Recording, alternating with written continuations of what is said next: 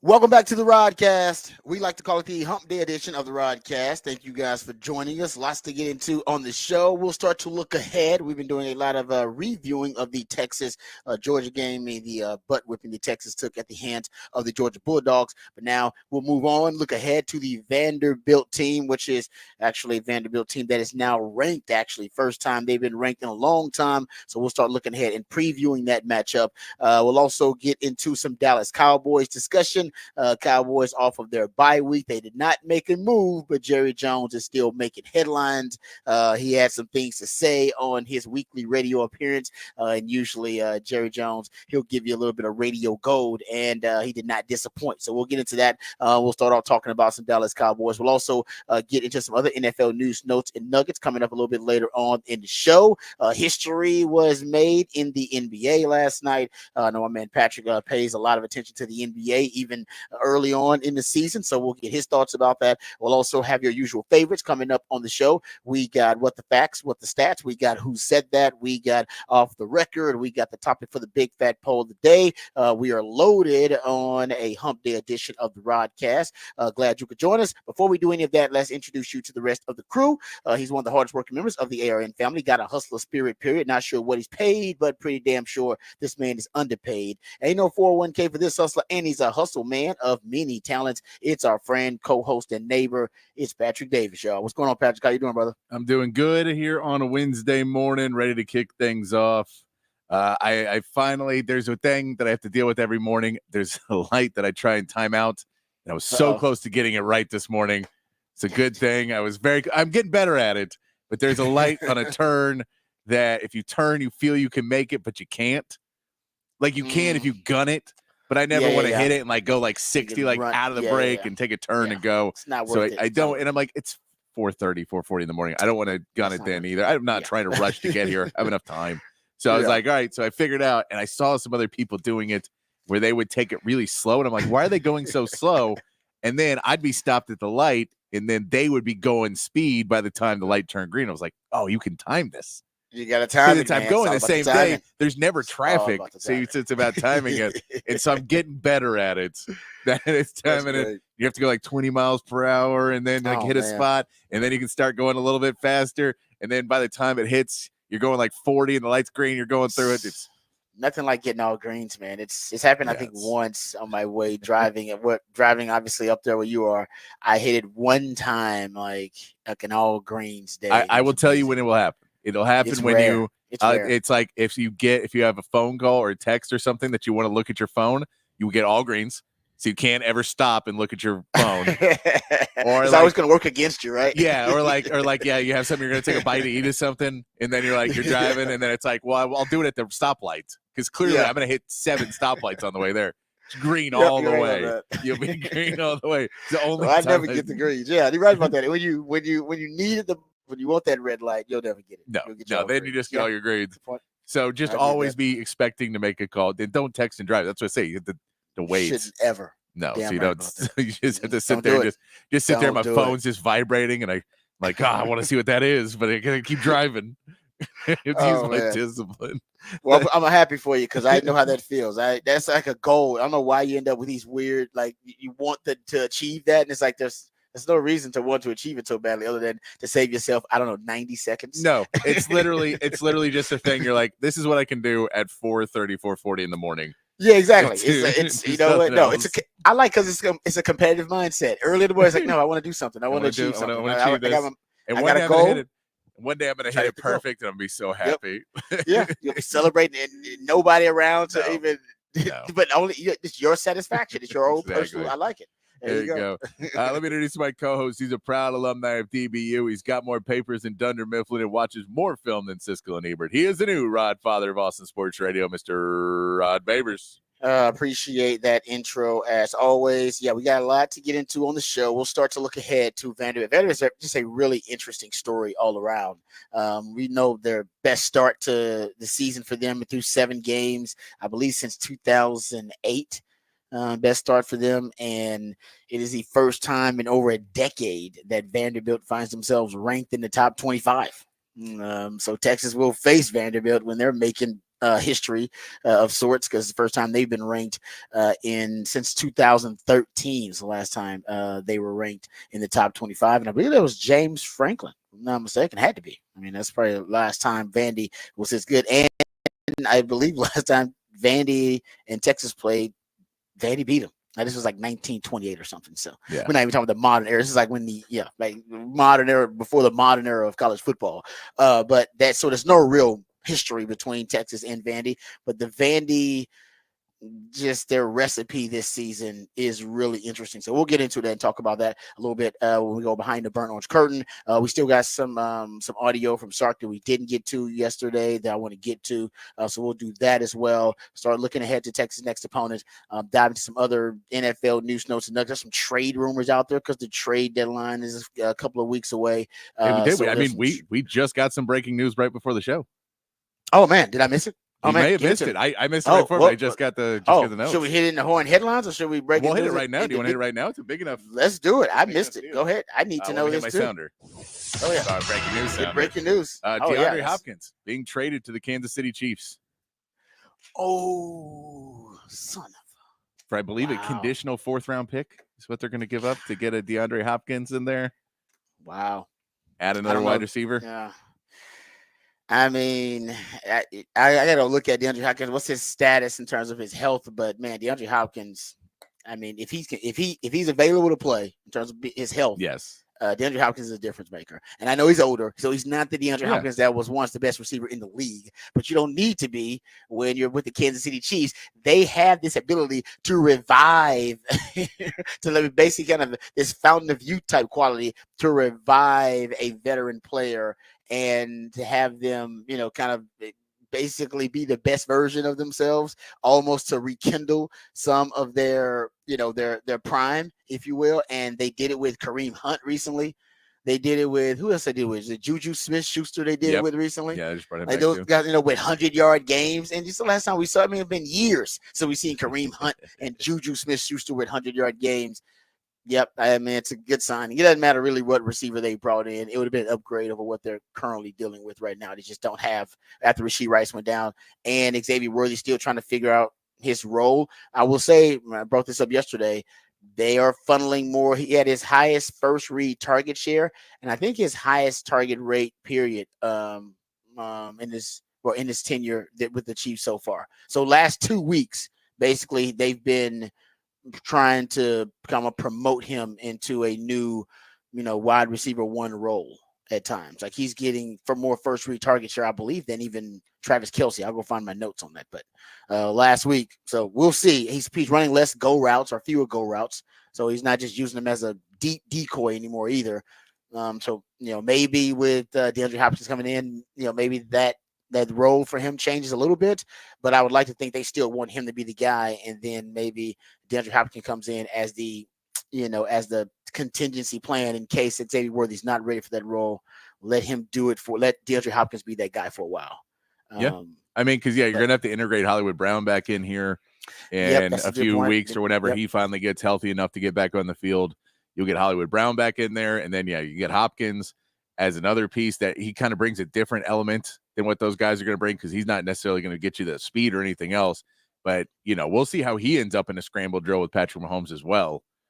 He is great in the scramble drill. Because he's just one of those guys that can go up and get the ball.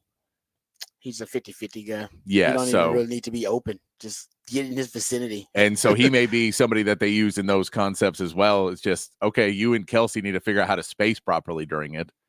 But if you find that, he could be used in those ways. You get it because the Titans are not going to do anything this season. Yeah, they're one of those teams that, honestly, one of those teams that we talked about the Cowboys should be looking at. Like, hey, do they have some pieces that can help us on defense? Because they got one of those defenses. Actually, don't have any D tackles. You talk about that's that. four. I think. For some reason, the formula. Yeah. Anyway, but no, it's a good move. I didn't. That must have happened right before the show. Yeah, I like that move for the Kansas City Chiefs. There are some people that thought maybe that Cooper Kupp trade rumor that was out there, the Chiefs might be interested in that too. But to get it for, what did you say, a conditional 4th? I believe it's a conditional 4th. Oh man, that's just to get a DeAndre Hopkins for that, and he's going to be motivated. I mean, because he wants to win the Super Bowl.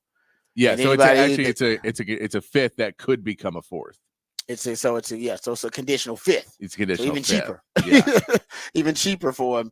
That could become a fourth. I'm assuming if he, starts a certain number of games or gets a certain number of catches or receptions, whatever it is. But still, that's a savvy move by the Chiefs. And the Chiefs need it. Their offense really has no explosive element right now. They don't have any explosivity, if you will. And he could potentially bring some more of that. We thought Xavier Worthy would bring it, but it's just not. They're not connecting. He missed him on a few deep balls actually. And we said they tried to throw it to him deep. It just didn't. How about this one? If you look at uncatchable air yards in Week 7, that's basically the amount of air yards through the air that you miss on certain targets, or that the quarterback is probably their fault that you missed on. He had 100. Xavier Worthy had 120 uncatchable air yards in Week 7. So and the next closest guy was Calvin Ridley with 81. So they was chunking it to him deep. They just kept missing him deep.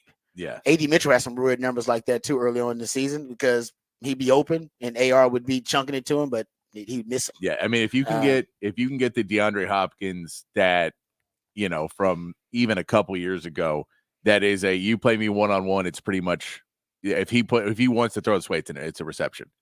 Yep. And if he can get back to that DeAndre Hopkins, which I don't know how far he is because I haven't watched a lot of the Titans, but if he can get back to being that you can't guard me one-on-one, that opens up everybody else.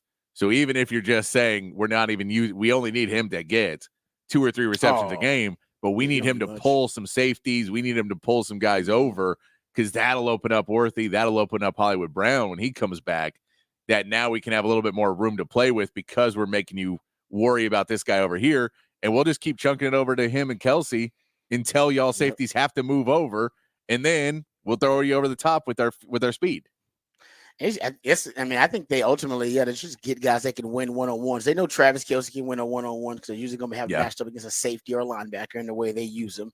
They're not sure about it at Xavier Worthy right now, winning one-on-ones. Can you just win a one-on-one every time? Rasheed Rice was doing a great job, especially, this year and late last year, being able to win one-on-ones. I think that'll happen with Xavier Worthy too. He's a rookie. It'll happen. And now you want a DeAndre Hopkins, like you said. DeAndre Hopkins doesn't. This is the thing about DeAndre Hopkins, because Patrick and I have been watching him for a long time since his time with the Texans. He's never been a separator. No. He's never been a guy that separates with precision routes. That's never really been his game. So my theory is that he's going to age a little more gracefully than some other wide receivers who need separation, that explosive, dynamic separation. And when you lose that, because Father Time is undefeated, some receivers, they basically become, just jags because they can't create that separation. So they can run against zone, but against man coverage, they're pretty much done. That was kind of the case for like a deteriorating Dez Bryant, like back. Think how explosive Dez was. Yeah. And he could just murder man-to-man coverage in his prime, man. Just no keeping up with. He was just so dynamic. And as that deteriorated, injuries, things like that, couldn't beat man coverage. So essentially kind of relegated to a guy where he can get open his own. Odell Beckham's kind of like that now. Yeah. Right. Really explosive in their prime. And it's like, man, you can't cover him man-to-man in his prime. But then as the injuries mount up and Father Time, it's like, well, he can get open. But if you just lock him up man-to-man with a good coverage guy, Father Time's on the feet. He can't separate. For DeAndre Hopkins, is different. He's never really been a guy that's relied on elite separation. ASS, right? That average separation score they keep up with now. I bet back in the day he would never been good at it. So he's always been a guy that, hey, once I get the one-on-one, I'm a 50-50. I turn a 50-50 ball into a 70-30 guy. Yeah. A 70-30 ball or 80-20 ball. That's what I am. Yeah. As long as you put it in my vicinity, my catch radius and my body control are my elite traits. So separation, he's never really had it. All of his highlights, think of him, it's a really decent coverage, and it's him going up making some spectacular, extraordinary Cirque du Soleil type catch. And you're like, what the hell was that? That may help him, especially when you talk about the scramble drill, but I think it'll help him age a little bit better. I got to go see. And he's also a guy that needs to be somewhat motivated, it seems like now too.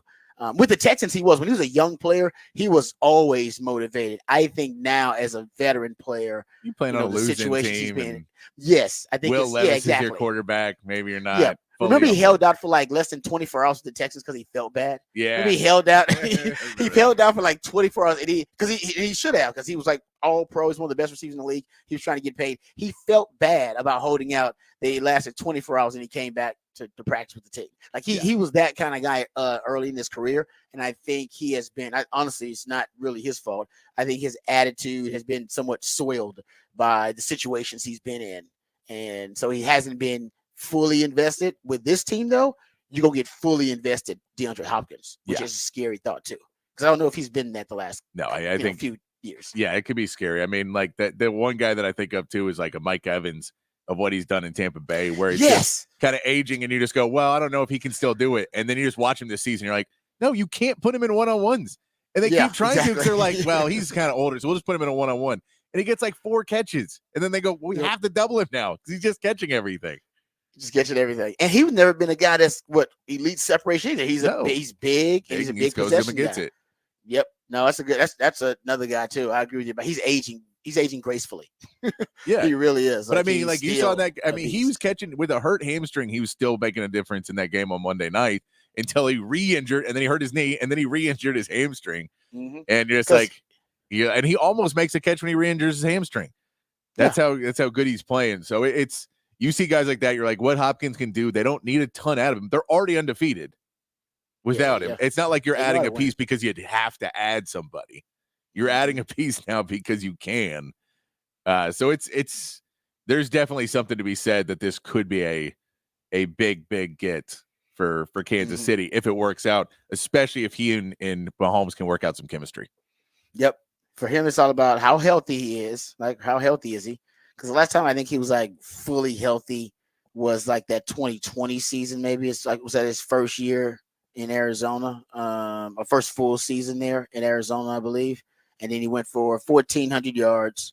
He had 160 targets. Maybe he was actually, I take that back. 2023, he was healthy. I take that back. He was. He started 16 games, and he had 137 targets, 75 receptions. Still had over 1,000 yards. So we had over 1,000 yards a year ago. Yeah. I mean, and I know he's a little bit old. He's about 32 now, I believe. So I think, but that goes to my point, though, about him being motivated and invested. Yeah. So his first year in Arizona goes off, and then injuries, and then, it's like, he's kind of motivated and kind of invested, but he kind of sees that Arizona may be a bit of a dumpster fire.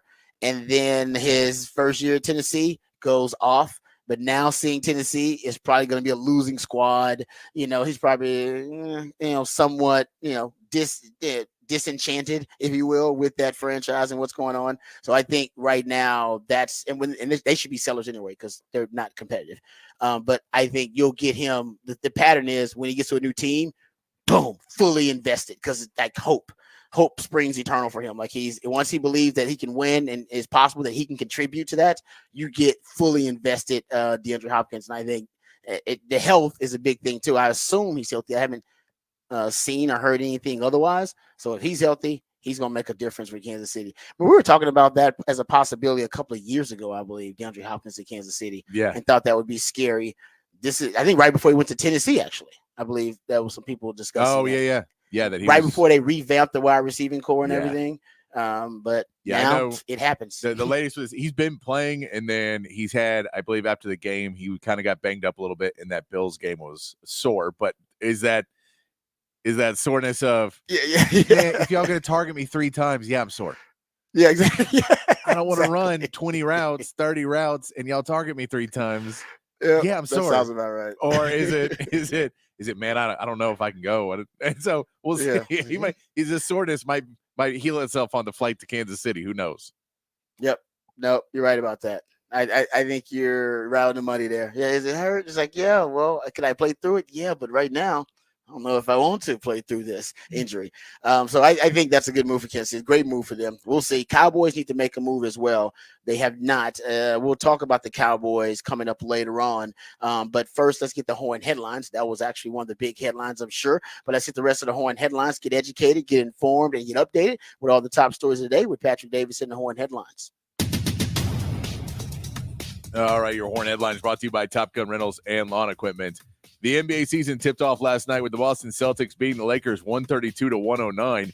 The Celtics got out to an early lead and rode a record-tying 29 three-pointers to the easy win. Jason Tatum led the way with 37 points and 10 assists for Boston. And in L.A., J.J. Redick won his coaching debut with a 110-103 victory over the Timberwolves. Anthony Davis had 36 points and 16 rebounds for the Lakers. On the day, Minnesota gave Rudy Gobert a new 3-year, $110 million extension. The Houston Rockets begin their season tonight facing the Charlotte Hornets, and that's your Horn headlines. All right, thank you, Patrick, for the Horn headlines. I wanted to get to this. Matter of fact, we still have just time to do it. Let's hear from Jerry Jones first. We can come back and maybe next hour and dive into a little bit more. So, Jerry Jones, remember last week, he went off on the 105 to the fan guys on the radio and got a little upset with some of the very poignant questions that they were asking him. And this week, though, he's gotten into he's under fire, right? Of course, because the Cowboys aren't playing well. But after the Monday night game, or at least the game this past weekend, the Sunday night game with Baltimore. No, it was Monday night game with Baltimore. Yeah. And Derrick Henry went off, of course. Derrick Henry's leading the NFL in rushing. He's having a career year.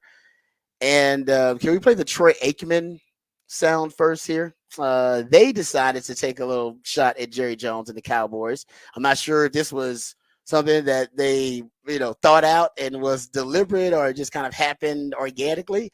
But here's Troy Aikman when he's talking about the Derrick Henry impact he's had with the Baltimore Ravens during the broadcast. And then somebody takes a little shot at Jerry Jones and the Cowboys here.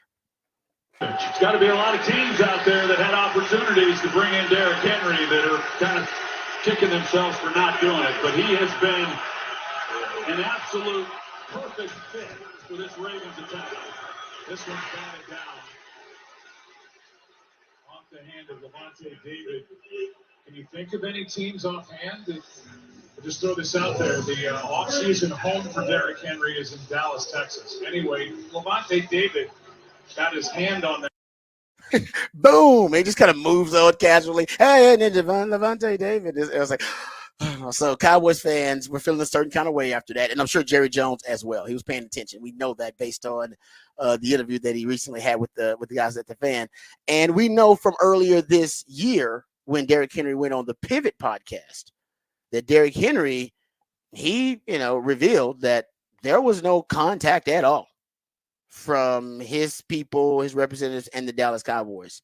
Here is Derrick Henry when he went on the Pivot podcast earlier this year to clear up why he had not been, courted by the Dallas Cowboys. Was Dallas ever really in the heavy thick of the mix, or you decided not to go because you weren't gonna get 22?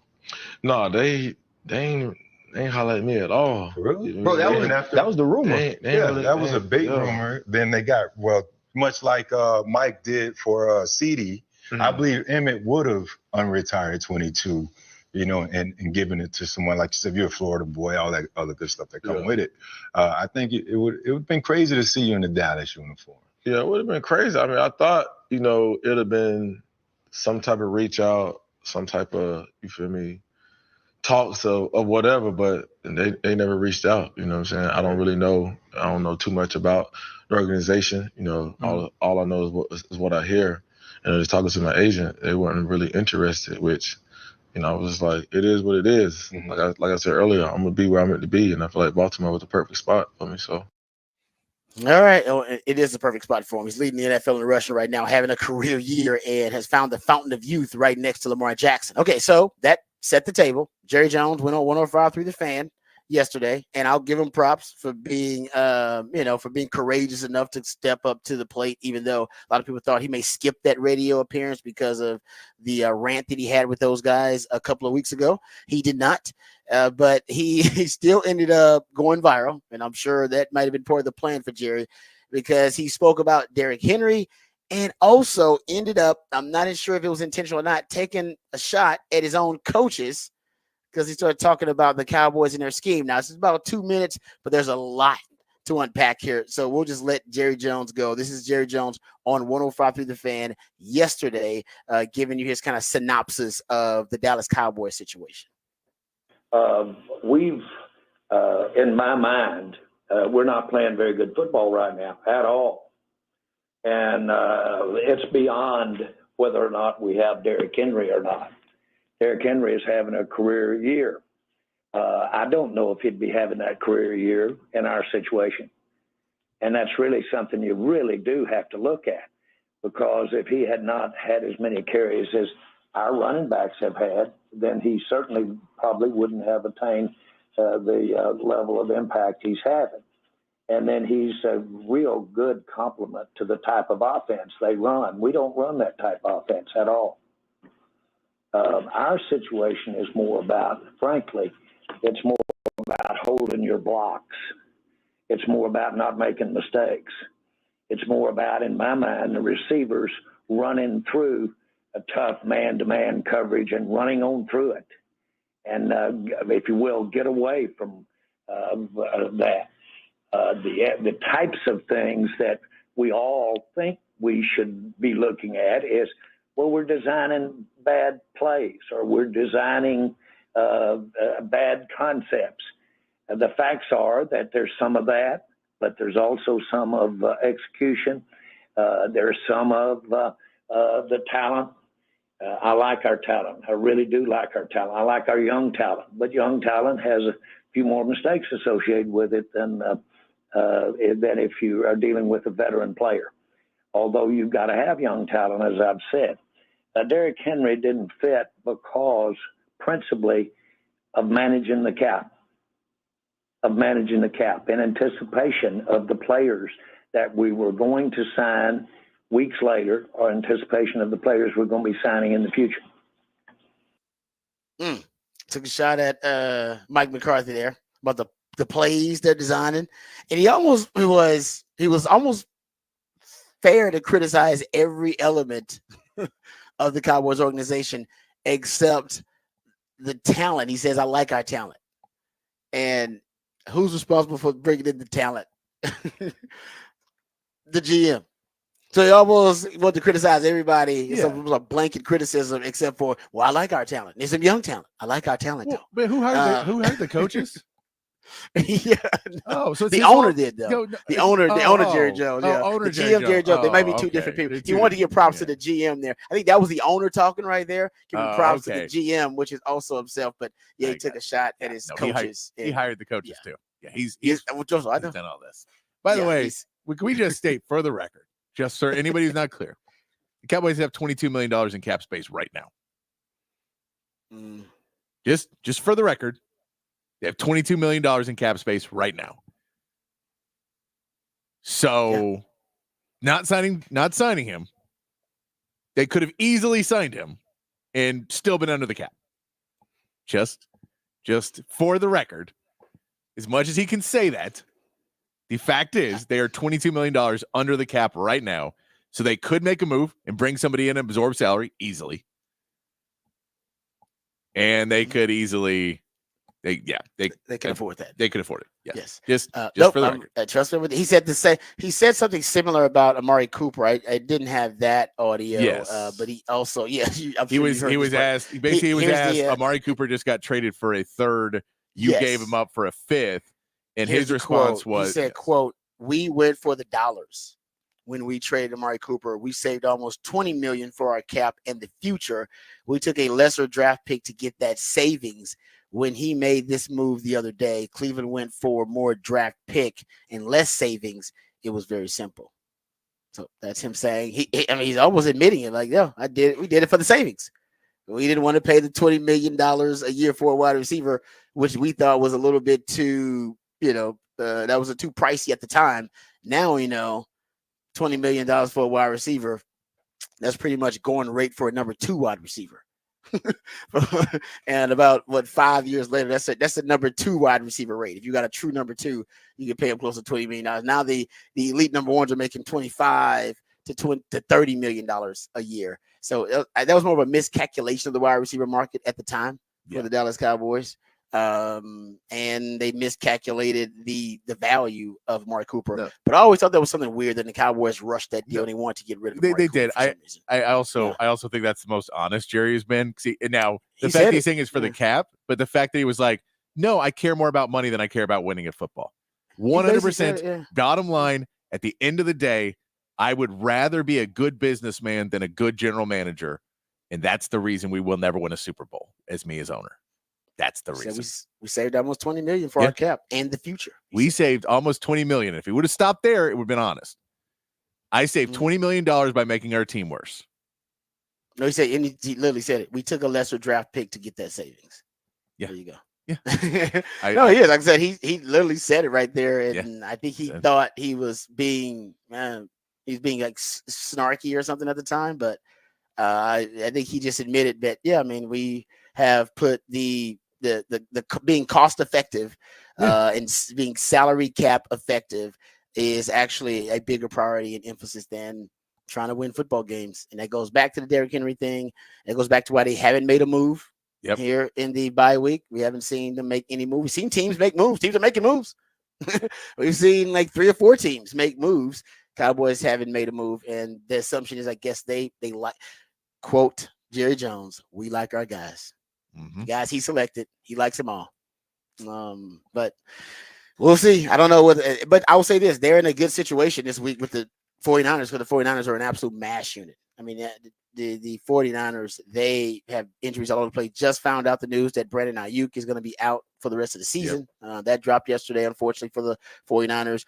Debo is dealing with some type of pneumonia-like illness that he's got some fluid in his lungs, and I have no idea what's going on and how serious that is, but it sounds like, I don't know, it sounds like he won't be available for the 49ers this week, but maybe will. No Christian McCaffrey. Lee Shano said he doesn't expect Christian McCaffrey to be available. So, I mean, that's a lot of what makes your offense unique and what makes it good. And you got Brock Purdy coming off his second worst game of his career as a starter, coming off 3 picks. So the 49ers are fragile right now. There isn't a better time to meet up with the 49ers. No. You could argue they're desperate too, but they're desperate without a lot of their key playmakers. Cowboys are also very injured. Maybe they'll get Deron Bland back. I think some people were trying to get him back after the break. Yeah. Micah, they said they didn't know yet. Yeah, they're not unsure on Micah. I don't think Micah's going to play. You don't want to rush Micah back, do you? No. I guess if you might, but your season might be over if you don't get him back soon enough. But yeah, I think the Cowboys, you're in a good position right now. Even though you're very injured as well, you're facing a 49er team that hasn't been this vulnerable. I don't know if they've been this vulnerable under Shano in the last 3-4 years. No, actually. I mean, if you could say 3 of your best offensive players are hurt, and so you're basically going out there with George Kittle's still there. So George Kittle's still there. But then you got Ricky Pearsall. Remember the first round pick? I know he just got shot not too long ago, but I think he came back last week. Yeah, so he came back. He led the team. How about this? Ricky Pearsall, he led the team in route share and tied Kittle for the team leading targets last week after Ayuk left the game. But if Ricky Pearsall and Jordan Mason beat you, is Jordan Mason even available? Yeah, he played last week. Okay. Yeah. So if Ricky Pearsall and Jordan Mason beat you, then you can fire Mike McCarthy right there, right? And you can fire a lot of people right there and just be like, oh no, we can't, like, it's not even talent at this point. Jerry Jones can walk out and go, it's not even talent at this point. You got a lot of injuries too. They got a ton of. Cowboys got a ton of injuries too. I get that, but that is you can't lose to that. You got to come out. I would say because their defense still is somewhat healthy. Yeah, they're going to be missing a couple of starters, but they're still somewhat healthy on defense. And your issue right now offensively is you just can't run the ball. They still got a Fred Warner and a good front. So I worry about you being able to run the ball and being one-dimensional against San Fran. But I'm with you. If you can't beat San Fran now, you're never going to beat them. You might as well just pack it in. Like, if you can't beat this San Fran team, then you ain't going to beat San Fran, period. So I'm with you on that. I don't know if like I said, Jerry Jones, they asked him about firing Mike McCarthy midseason last week, and he had. And I get it doesn't really do you any good to fire Mike McCarthy midseason because who you bring in, who's going to be the guy? Like, I get all of that. Yeah, it's more along the lines of you understand that this is we're done here. We're done here. Yeah, it's over. This is to put it up because you can't let a team that is that beat up. You know, if Debo plays and suddenly he's healthy, maybe that's a little bit more. But yeah, if you Ricky Pearsall and Jordan Mason should not be able to walk all over your defense, even if it's injured a little bit. But if Deron Bland comes back, you hopefully have that, and your secondary looks better than it looked. But yeah, this is you're not going to get a better shot at this 49ers team. Yeah, I'm with you. And I think for the Cowboys, it does feel like a fork in the road kind of moment for the Cowboys here. And I know the season still got a lot on the line with the Cowboys and the 49ers. Both, I think, are at one of those pivotal points in the season. It's early, but they're still at both of them are in that situation, in my opinion. It's got a lot of injuries, but the 49ers, they have the ability potentially to flip a switch. Not that they're a championship team, but they have been, competing at a championship level for the last 3-4 years. So it's possible once they get enough pieces healthy that they can, rally the troops and make a run. Cowboys, I'm not sure because we haven't seen the Cowboys competing like that at a championship level. But we'll see. So something's got to give when the Cowboys face the 49ers. All right, we come back. We'll go behind the burnt orange curtain. We'll dive into a little bit of Vanderbilt. I don't know how much you know about this Vanderbilt squad, so we'll start to preview the Longhorns' next opponent. It is one of the feel-good stories of college football. It may be arguably one of the biggest surprise stories in college football. There's no question about that. So we'll talk about the Vanderbilt Commodores on the other side, right here on the Rodcast, featuring Patrick Davis and I'm telling Longhorn Rod Bivers coming back on the horn.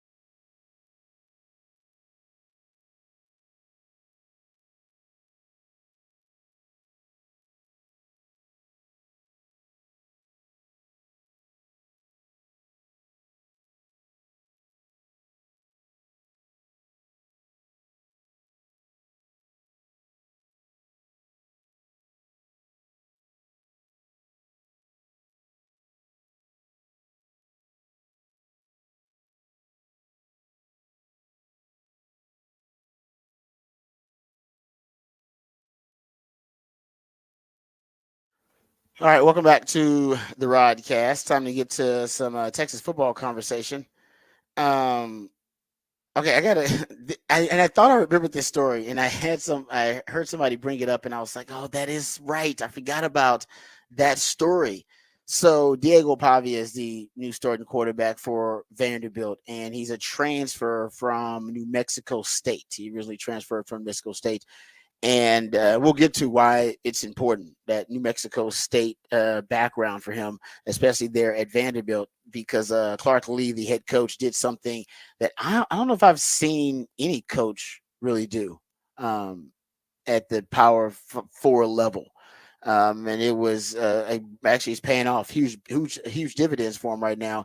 But it was a very unconventional approach to building a coaching staff and really to coming up with a formula to win there at Vanderbilt. So we'll talk about that in a second. But Diego Pavia. This is my favorite story about Diego Pavia, and he's got a lot of random stories out there. But he's like a former wrestler, which you don't see that when you see a multi-sport athlete at quarterback.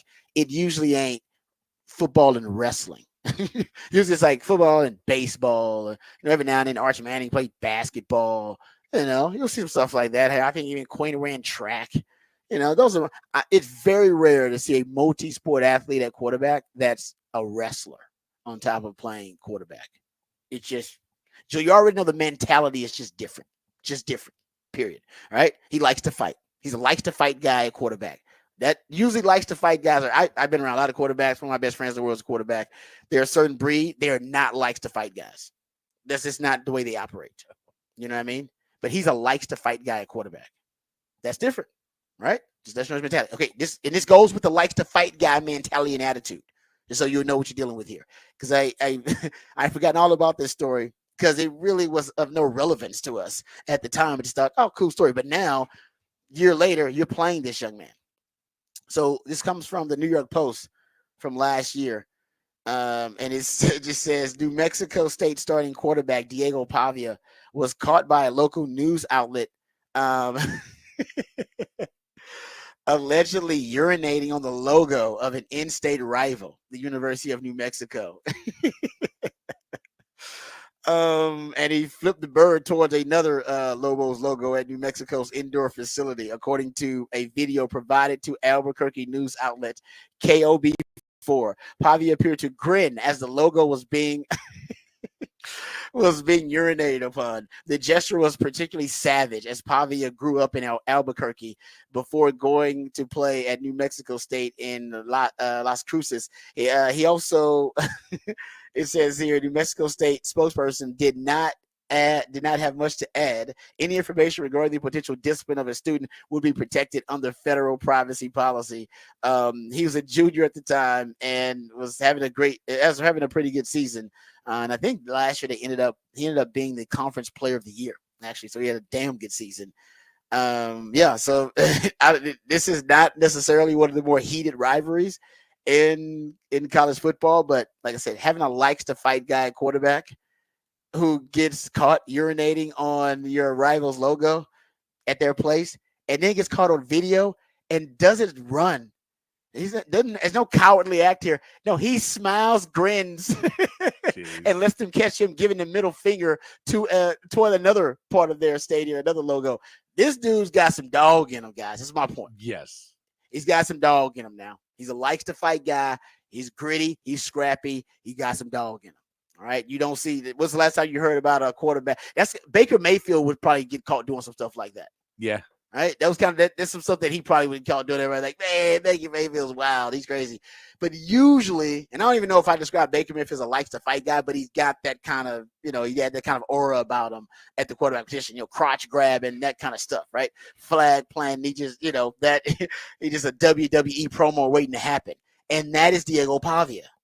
All right. He's a likes to fight guy that will pee on your logo and smile and grin while he does it. So that's what you need to know what you're dealing with. All right, Texas defense, know what you're dealing with. That kind of dude.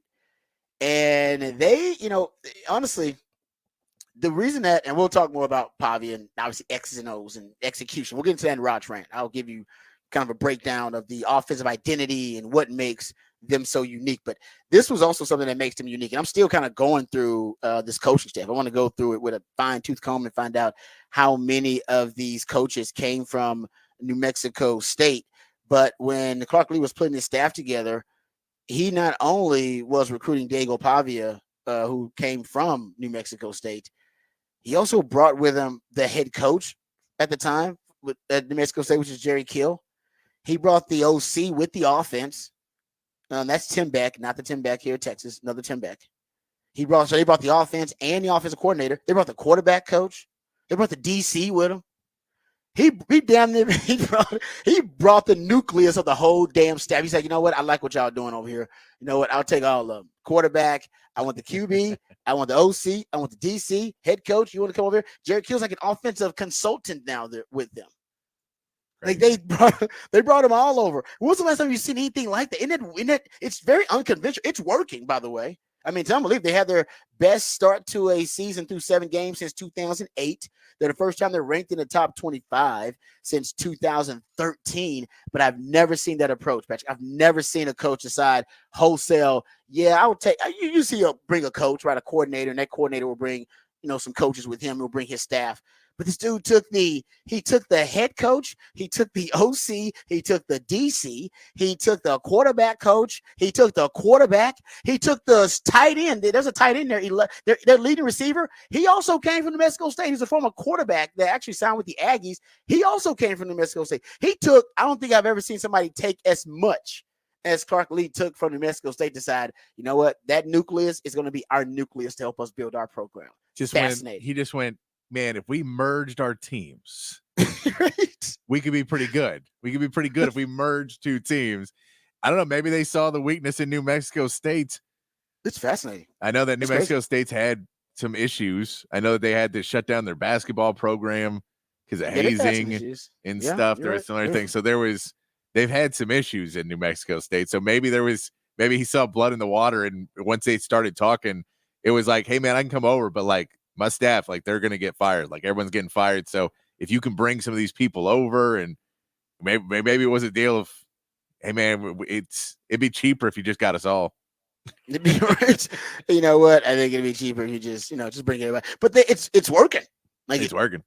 It's work. It's just like I say. I don't think I've ever seen it in such an extreme approach to to your building your coaching staff and poaching and building your coaching staff. I've never seen anybody be so aggressive and extreme with it. But give Clark Lee a ton of credit. It really did work. Who knew that? Who was looking at New Mexico State, like you said, he must have been admiring, like, oh man, I love the way they play. I love their culture. It's like, what is in Mexico State? Who knew?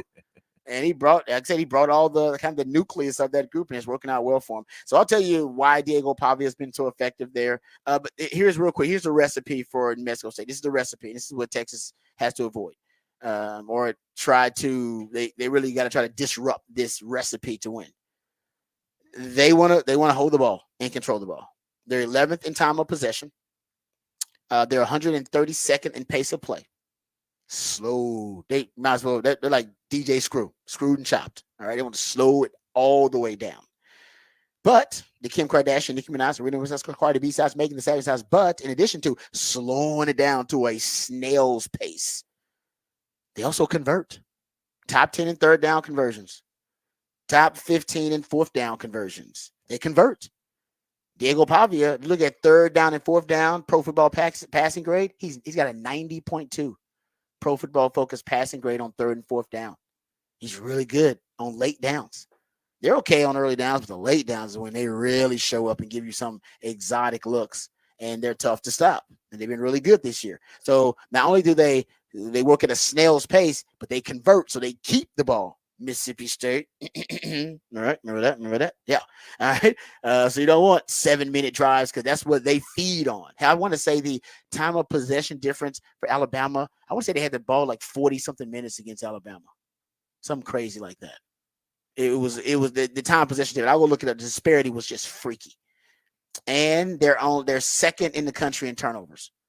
So they take care of the football. They convert and they take care of the football. It's almost like playing a military academy. They're very disciplined. They convert, and they keep the football, and the pace of play is at a snail's pace. That's the style of play you're dealing with. With a likes to fight guy, a dog mentality at quarterback. All right, so we'll come back. We'll talk. We'll give you more details about that Vanderbilt team. We'll do that when we go into Rod's round of the day. But when we come back, we'll get into the topic for the big fat poll of the day, and also get into your musically themed day of the week right here on the Rodcast, featuring Patrick Davis on Lifetime Longhorn Rod Davis. Coming back on the horn.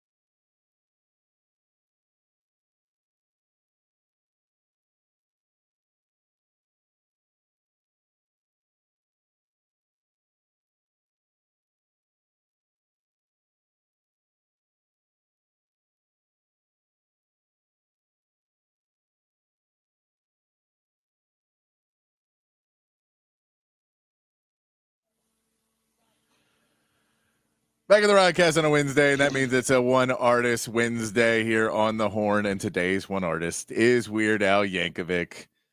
You know, eventually it was going to happen. Eventually I was going to play some Weird Al for you, but it's Weird Al.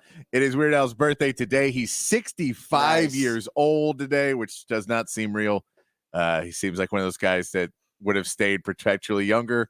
But yeah, 65 years old for Weird Al Yankovic today. So we'll be playing some Weird Al songs for you all day on the intros. Let's get to the big fat poll of the day. Text line's open. 512-447-3776 is the text line, and we'll get this posted up on the Horn ATX on X. Patrick's big fat poll of the day on the Horn. All right, let's go look more at that Vanderbilt game, and a question that a lot of people are looking at Quinn Ewers now and deciding and trying to figure out if something's still up with him. They're trying to figure out if, maybe he'll break out of this funk that he's been in the last couple of games. Is it just the defenses? Is it something that's on his own self? So the question is pretty simple today. How many yards will Quinn throw for against Vanderbilt? Ooh, that's a good question. So now there's some numbers that it should be in a smaller range. I'm going to give you pretty easy numbers, but I'll give you lower end numbers so you can go high on this one. The numbers I'll give you is 0 to 150, 150 to 190, 190 to 220, and 220 plus. Okay. Quinn so far this season, to give you some numbers where Quinn has been at this season, start off killing it, 260 against Colorado State, had 246 against Michigan. Then it went down to 185 against UTSA. Still a good game. They just ran the ball a lot more. Didn't have to throw the ball as much. OU, he has 199 in that game and 211 in the Georgia game. So out of all those, also he got hurt in the UTSA game. So that's one where he didn't throw as much. But the last two games, he was 199 and 211 since coming back from injury. So if you want to look at those numbers, he did not get past the 220 mark in either one of those games. Really good defenses. So maybe that's part of it too, or definitely part of it too. And if you look on the other side, Vanderbilt, what they have held teams to, started out not great. Virginia Tech put up 322 on them throwing. Then Alcorn State, 31 yards. So they shut down Alcorn State. Watch out. Then Georgia State put up 269 on them. Missouri put up 226. Those were Vanderbilt's two losses right there. Alabama put up 310 on them. Kent State put up 158, and Ball State put up 190. Sorry, Kentucky, and I know. Kentucky. I think they're getting back a couple of starters too. We'll talk about that later too. I think they're getting back one of their top pass rushers and one of their best tacklers, like a linebacker and an edge rusher, Miles Capers and Langston Patterson, I believe their names. But so I don't know how much of a difference it's going to make. They've been out the last 2 weeks for them. But that's also Quinn has struggled the last 2 weeks. I still think Quinn is favoring the oblique injury. Yeah, I think that's where I am now. I don't necessarily think he's not injured, because injured means you can't go. But it's safe, in my opinion. It's safe. It's a safe assumption to say that is there still something lingering from that, and I think he is hurt. Like, I'm just thinking about the deep balls he's thrown the last two They've been bad. Yeah, they've been very underthrown. Right. So it's obviously, it seems like, and we'll get into it next segment, obviously, but I think there's something about the deep ball and how his motion is hindered, because of that injury, trying to complete some of those deep balls. Doesn't mean he still can't complete the short to intermediate, and maybe that's the way the game plan changes a little bit, but that also is going to affect the yardage total. You don't have some of those bombs in there. A couple of those big bombs in there. I think it affects the yardage total. So I might be on a lower end here. And I also think Sark's going to be big about establishing the run game, because they were so poor in the run game, 1.1 yards per rush. Yeah. You gotta bounce back after a run game performance like that. So two things we know that Sark wants to emphasize: getting Quinn off to a fast and quick start, and the run game. And I don't necessarily think Quinn needs to be prolific in this game. I just think they want to get him off to a fast, quick start so he's confident and in a rhythm. I don't know what that means. He's going to throw for 300 yards. I think that just means get him off to a quick, fast start and get him in a rhythm. And then I think organically they'll kind of let the offense start to, be guided by whatever the game plan is for Vanderbilt. But I think they're going to run the ball more than you think versus Vandy. I think Sark. I'm not sure what Sark feels worse about, Quinn's performance or the running game. No, and for the record, Quinn hasn't thrown for 300 yards this season, and partially is because they haven't needed to. Yeah, once they blow a team out, they You They run the start running ball. the You're not football. going to start Yeah. taking deep shots where you get turnovers and things like that. And what are they favored by in this game? 20 points? Are they? I haven't even looked. I believe it was like 19 or so. It was something I thought was ridiculous. I was like, I don't know if Coming off a loss against a coming off a ranked loss team. in Vandy, but Vandy's style of play might just be a bad matchup. It may be. You know what I mean? Well, sorry, Texas style of play would be a bad matchup for 18 and a Vandy. half. 18 and a half. Okay, so it dropped a little bit. I was 19 or something, I thought at one point. So yeah, I'm with you. I don't see him throwing for a lot of yards. No, what are our so choices? 220 plus is our top number. 220 plus. Yeah. So that's not a huge number. It's not a huge number. No, I put it specifically low because if I put it high, I know we're not going to get there, and I don't want to give you. I was giving you too wide of a range and one that was the obvious answer, so I was trying to shrink down the numbers a little bit. So we get 0 to 150. So if you just say it's not a great game, he hasn't thrown that few yet this season. He hasn't thrown under 150. So 150 to 190, 190 to 200, 220, and 220 plus. Yeah. I think I'm gonna go. You say one? Is it a 190 to 220? You say. Ooh, maybe I'm in there. Maybe I'm. You're right there. So it's 150 to 190, then 190 to 220. I'm 190 to 220. Okay, I'll say somewhere in there. So he gets like right around that 200-yard mark. That's right. He gets close to it, yeah. Which is where I mean, that's the last 2 weeks. That's where he's been.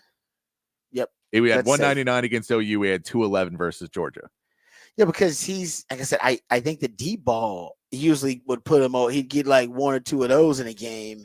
And even some in terms of deep ball, those 20+ yard throws down the field, I just don't know how many you're gonna get. They don't look sharp when he's throwing the ball over like 30 yards. When he's got to throw like an actual bomb, not just a 20+ yard throw, but throwing an actual bomb down the field. They don't look good. They've been short. They've been a little duckish. So I think missing that element, you're gonna have some lower totals when it comes to overall passing yards. So. Yeah, but that's not what matters to me as much as how sharp does he look? How confident does he look? No, I agree. This is just an easier way to ask that question. No, totally agree. Exactly. No, it's a great way for us to. That's why you're a great conversation starts, because I think that's how we're going to start off next segment, because I want to get into how I think that Vanderbilt, how I would play Quinn based on what I've watched the last 2 weeks and based on what I've seen from Georgia. Listen, Vanderbilt can't do what Georgia did, but I think there's a lot you can. That you can gather in terms of your game planning from that Texas-Georgia game. And I think Clark Lee and his staff are going to be able to do that. So we'll talk about that on the other side. You'll get to know Vanderbilt a little bit more. We'll do that. We'll also dive back into some NFL discussion. There has already been a trade today. DeAndre Hopkins headed to the Kansas City Chiefs. Yeah, that'll make some waves in the NFL. But we'll get into that. Kansas City Chiefs are still undefeated, but their offense has not looked the part of an undefeated team that's on their way to trying to three-peat that the Kansas City Chiefs are. So they got DeAndre Hopkins. We'll talk about what that means. We'll also get into some Dallas Cowboys conversation. Jerry Jones spoke to the 105 through the fan guys. He had a lot to say about the Cowboys and the state of things with the Dallas Cowboys. So we'll get into that too. All that and more right here on the Rodcast, featuring Patrick Davis on Lifetime the Horn. Rod Babers coming back on the Horn.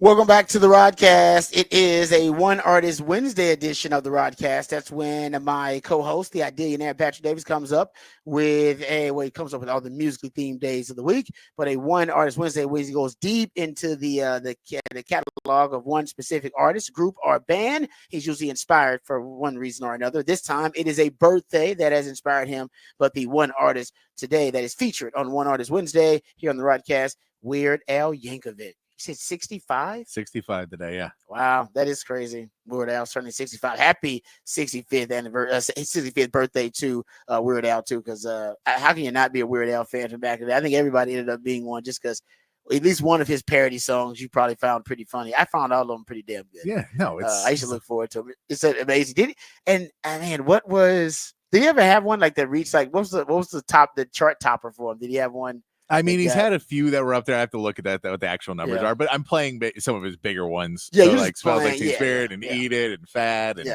all of that stuff. And so it's good stuff. They're fantastic. Just say I know he's got a Christmas one coming out with the Roots. Really? Yeah, because I think Jimmy Fallon's doing a Christmas record, and so he got Weird Al and the Roots to do one together. I know. That's one thing I hate about Christmas music is that every genre feels like they have to make Christmas songs. And well, it's like, I don't think they feel they okay. have to. I think everybody understands it's an easy payday. Is it? Yeah. I mean, who's listening to like some like the hip hop Christmas songs? I love hip hop. It is my favorite genre of music. Hip hop Christmas songs are the worst. They're terrible. Yeah. It's like one or two. It's like 2 or 3 good ones. That's it. But there are hundreds of these things. Like every rapper wants to make one. Like DMX has them back in the day, and Ludacris. And some of these are terrible. It doesn't mean you need to do them. The Roots probably shouldn't do one. They shouldn't do a Christmas album either. It's bad. No. Well, the Roots are just on like 2 of the tracks. It's basically a bunch of people that are doing it. But yeah, no, it's Jimmy Fallon because it's like, look, we have a massive machine that's pushing this out, and so we'll sell a bunch of singles. Because people will just buy it because it's Jimmy Fallon. And they'll do bits on his show with him and stuff like that. Yeah, I get it. Easy money. It's easy money, but it is horrible. Oh, of course it's horrible music. It is terrible music. Of course it is. Oh, like nobody can actually listen. Like that's why Christmas songs, we still basically listen to the same classic Christmas songs over and over. Even though they keep making all these new Christmas songs, nobody listens to them because we listen to the classics. We listen like Mariah Carey, that's a classic. Like we don't listen to a lot of new Christmas songs usually. Maybe the newer generation are, but for the most part, we still listen to the old classics because the newer ones are terrible. They're really bad. Yeah. So so when I moved in with my roommate, I moved in and then he was like, "Hey, by the way, every once in a while, our Alexa just plays Christmas music." And keep in mind, I moved in like in the summer. So and he's like, weird. That's a weird glitch. and so it happened, and then eventually over time, I figured out what was happening. And so it was a thing where you just walk in the house sometimes, and Christmas music was playing, like no matter what time of year it was or whatever, and it would play. And then sometimes you'd be in the house and you'd be like in your room, and you'd be like, "What is that noise?" And he'd walk out, and it'd be Christmas music playing in the living room. And so finally, what I figured out what it was at sundown. At sundown, it would start playing Christmas music, and it would play the same playlist every single time at sundown, every single day. And apparently, at some point, Alexa had sent him a thing on his phone that said, "Would you like to hear Christmas music at sundown?" And he clicked yes. And for the next year and a half, it played Christmas music at sundown until I finally found out the thing and how to turn it off. Wow. And so that was definitely most of us just he didn't do it on purpose, did he? No, so he didn't. He thought at the time it meant like, tonight, do you want to hear Christmas music at sundown? Yeah, not every day of my life. And it won't turn off after Christmas. And so it kept going there. Finally, I figured it out. But none of us were ever really home around that time. So it wasn't a big deal. So you just noticed it every once in a while, like on a weekend, you'd be at home on a Sunday night or something. But most of us weren't home then. Creepy to scare the dogs, I guess. Yeah. Christmas music going on. That is, yeah. See, you would think that the Alexa device would be smart enough to know, like, no, it was something. I'll cut it off after. It was something where whoever designed it forgot about it. And then it would just turn it off. It was a whole, you had to go like into these settings and go all the way down. Brutal. It was just hilarious. But I had to go on Reddit to find out how to turn it off. But yeah, it was one of those. If you think about how bad Christmas music is. You know how to torture people. You can torture people with that device now. How bad Christmas music is. Imagine hearing Mariah Carey just randomly come on every day. creepy. It would make Mariah Carey creepy. Like that'd be something you'd hear in one of those like horror movies about the holidays. No, but that's a great way to play a practical joke on somebody though. You can just put some rad and go into their settings of their Alexas and do all type of weird, crazy stuff. Yeah, I can't do it. I always thought mine was being hacked anyway because it's always listening to you. I just go over to friends' houses, and when they're out of the room, I tell Alexa to set an alarm for 4 in the morning. Exactly. Yes. They won't know until 4 in the morning, and then I'm long gone. And then they'll never really figure it out unless they're like, oh, it must have been Patrick who did it. I said, no, the Alexa, it can go. There are way more ways for it to go wrong than it can help you out and you go right. So that's why we had one. I got rid of it. I unplugged it, and I don't know where it is now. Actually, somewhere in some box in a closet somewhere. Didn't need the Alexa thing, but I do feel the Christmas music. I like getting in the Christmas mood, but now with the new school Christmas music, oh man. Anyway, we got on the rant because of Weird Al Yankovic. He is the featured artist of One Artist Wednesday, so we appreciate Patrick hooking us up there. We also appreciate Patrick hooking us up with the topic for the Big Fat Poll of the day that is also posted there on X at the Horn ATX. Patrick, what is the topic for the Big Fat Poll of the day? Big Fat Poll of the day. How many yards will Quinn Ewers throw for against Vanderbilt? We gave you 4 options: 0 to 150, 150 to 190, 190 to 220, and 220 plus are your options. 220 plus getting a lot right now. People think he's going to get back on the right track there. Again, he threw for 199 against OU, 211 versus Georgia. So he was under 220 the last 2 games. Those defenses are better than Vanderbilt's. Those are good defenses, yeah. They're really good defenses, so maybe he'll get above it. But also, you got to remember, he threw for, 246 was Michigan, 185 was UTSA. He got hurt in that game, so he probably would have thrown for over 220 in that game. But a lot of times, they're going to try and run the ball more down the stretch of these games if they're up. So but let's see where you guys are. I didn't want to give you too high of a number, but we'll give you 220 plus right now, running away with it. So get your votes in on there, and you can vote online on text as well. Yeah, no, that's a good point. And you're right about the defenses, though, because, Oklahoma and Georgia, those are two of the better defenses in the country. But I do think Sark's going to try to run the ball in this game and establish the run a little bit just because he wants to be able to pivot to the run if Quinn is having an off game. I'm not saying Quinn's going to have an off game, but the last 2 weeks, it does seem like something's still lingering from the injury with Quinn, and it is limiting his range, maybe limiting some of his motion. Like I said, this is just my theory. All right. They haven't said that he is completely 100% healthy. Sark basically said everybody at this point has got something lingering. And I think Quinn's fighting through it. And I just wonder if it's affecting the deep ball more than anything else. Seems like he still can, be very, very, effective with the short intermediate throws. I do want to those deep balls, though. The underthrown one to Wingo, the underthrown one to Matthew Golden, even against Oklahoma. I don't know if they were stretching the field. The deep balls looked that good. So maybe that's something that's being affected by the injury. But if Quinn, I think if you want to get Quinn going and get Quinn in a groove, I think that's going to end up being your number one priority in this game. Then the running game and getting it going, I think it's something Stark's going to try to do early on. And if I'm Clark Lee going up against Quinn, I almost see if he can complete the deep throw.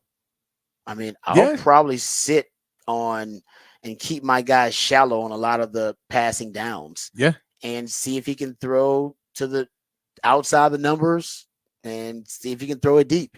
And I'll see if we can almost pack everything else in. If I was Vanderbilt, that's what I'd do. Yeah, I'd almost, if I'm Vanderbilt, I would have my guys and be like, when he starts throwing it downfield, watch for it short. So if you're chasing a guy, don't get behind him, get in front of him, and let him try and make a great catch over the top of you. I don't care. I'll let you do it, but you're probably going to get a pick if you play it short. Yeah, I agree. I'm with you because they've been short lately. All right. And I think Clark Lee, we'll see how that defense for Vanderbilt tries to approach it. But I'm with you. I think based on what I've seen, and maybe Quinn comes out in that game and they start launching it deep and open up the offense. But I think they're going to be throwing it intermediate to short. He's got in the last 2 starts, I believe, for Quinn coming off the injury, and he's got 6 passes, 20 yards or more down the field total. So they don't throw it a lot down the field anyway. So if you're Vanderbilt, why would you be defending an area of the field that Texas they don't throw too frequently, but also that Quinn, when he does throw there, has shown, as you pointed out, Patrick, to be lately throwing it a bit short. Yeah. So I think that's where my game plan would start if I was Vanderbilt. And with that being the case, if you're Sark, you gotta start, trying to offer essentially bake in more solutions for Quinn in the short to intermediate game. There's a lot more of those. I think the way you get him going is schemed up short first read kind of wide window throws. And some of those are I think they're basically the targets to motion, things like that. I honestly think those are schemed open throws where Quinn even knows kind of before the pre-snap diagnosis where he's going with the football because Sark has schemed it open. And it happened in the Georgia game in the second half, right? You had 4 targets to motion in that second half. They were all completed. And I think, a lot of it, in my opinion, were schemed open throws that Sark went into halftime and said, all right, we got to get Quinn going here. We're going to engineer this matchup, engineer this one-on-one, and then this guy will be open based on the coverage that you get from Georgia. I think having two quarters and a half to be able to gather information, Sark came out with a couple of things that worked to help Quinn get going in the second half. And one of them was schemed up, wide window, first read throws for Quinn. And I think that's where you need to start in the Vanderbilt game too. And a lot of those, I think Jaden Blue had 7 receptions in that game versus Georgia. And that's another thing too. I think that Sark, how you get Quinn going early, get him some of those swing screens, get him some of those quick hitters to Jaden Blue coming out of the backfield and yak opportunities, which is what Quinn is really, really good at. And you start him out with the short, quick game. And then once he's in a rhythm, once he's in a groove, then maybe you can start stretching the field a little bit more and get him into the play action game, get him into the RPO game. But early on versus Vandy, it's going to be crucial that, Quinn, I'm wondering if they'll throw it early as they have been all season long. Remember, I talked about the early down pass rate's been a really high 60-65% with Quinn. That changed in the Texas OU game. He tried to do it in the Georgia game, but he threw the game plan out. He said after Georgia, got the upper hand on them and things started to go downhill, Sark admitted, I threw out the game plan. So we don't really know what the game plan was versus Georgia. We think we know, but he said, I don't know at what point did he throw it out, right? He throw it out after they got down 2 touchdowns. He waited till they were down 3 touchdowns and throw it out. When did he throw out the game plan and say, all right, you know what? I got to adjust on the fly. We're not sure. So I do wonder what the early down pass rate is going to be in the Vandy game. I think it may be closer to being balanced. And that would indicate that maybe Sark is trying to unburden Quinn and say, you know what, Quinn, it's okay. We're going to get you in a rhythm, but don't worry. We're not going to be overly reliant on you. We're not going to put too much on your plate. So that's something to watch in this game. Early down pass rate. It's been really high with Quinn. Even since Arch's second start, it was 65%. The only times it's been below that is the Oklahoma game when Quinn started slow and Sark pivoted to the running game, and in Arch's first start. And so I got to look at last week to see, but like I said, versus Georgia, I don't know if I can count that because Sark admitted I threw out the game plan. Game plan was done. That's why Jaden Blue got no rushes because he was like, I had him to get rushes on my game script, but once Georgia jumped out on them, they just threw out everything and started to adjust on the fly. So that's something to watch in the Vanderbilt game. How much does Sark trust Quinn to run the offense through him? And I don't know if he trusts him to run it through him as much as he did pre-injury. I don't know if he trusts him that much. Okay, we'll get to some more. Matter of fact, in Raj Rant, that kind of sounded like Raj Rant. We'll get to Texas Vandy. We'll talk about their upcoming opponent a little bit, their recipe to win, their style of play. But I want to get into this DeAndre Hopkins trade on the other side. Big move made by the Kansas City Chiefs and could make them, like they're already not the front runner to make it back to the Super Bowl because they're still undefeated, but it could now make this offense look like an offense, look the part of a team that is undefeated like the Kansas City Chiefs. But we'll get educated, we'll get updated, and we'll get informed with all the top stories today with Patrick Davis and the Horn Headlines. All right, your Horn headlines brought to you by Top Gun Rentals and Lawn Equipment. The NBA season tipped off last night with the Boston Celtics beating the Lakers 132-109. The Celtics got out to an early lead and rode a record-tying 29 three-pointers to the easy win. Jason Tatum led the way with 37 points and 10 assists for Boston. And in L.A., J.J. Redick won his coaching debut with a 110-103 victory over the Timberwolves. Anthony Davis had 36 points and 16 rebounds for the Lakers. On the day, Minnesota gave Rudy Gobert a new 3-year, $110 million extension. The Houston Rockets begin their season tonight facing the Charlotte Hornets. And then in the NFL, DeAndre Hopkins is traded to the Kansas City Chiefs for a conditional fifth-round pick. He will join a undefeated Kansas City Chiefs team, and that is your Horn headlines. All right, thank you, Patrick, for the Horn headlines. We appreciate those. Let's talk about DeAndre Hopkins to the Kansas City Chiefs. We have talked about it ad nauseum. Patrick Mahomes, and actually yesterday marked the first time that somebody surpassed Patrick Mahomes in the MVP odds. Thank the Lord. I mean, now Lamar Jackson is finally he's the front runner, I believe, in terms of the best odds to win MVP. Remember, the whole season, it was still Patrick Mahomes, even though he was trending toward having his worst season ever. He had more interceptions than touchdowns. He was coming off one of the worst games of his career versus the 49ers, even though they still won the game.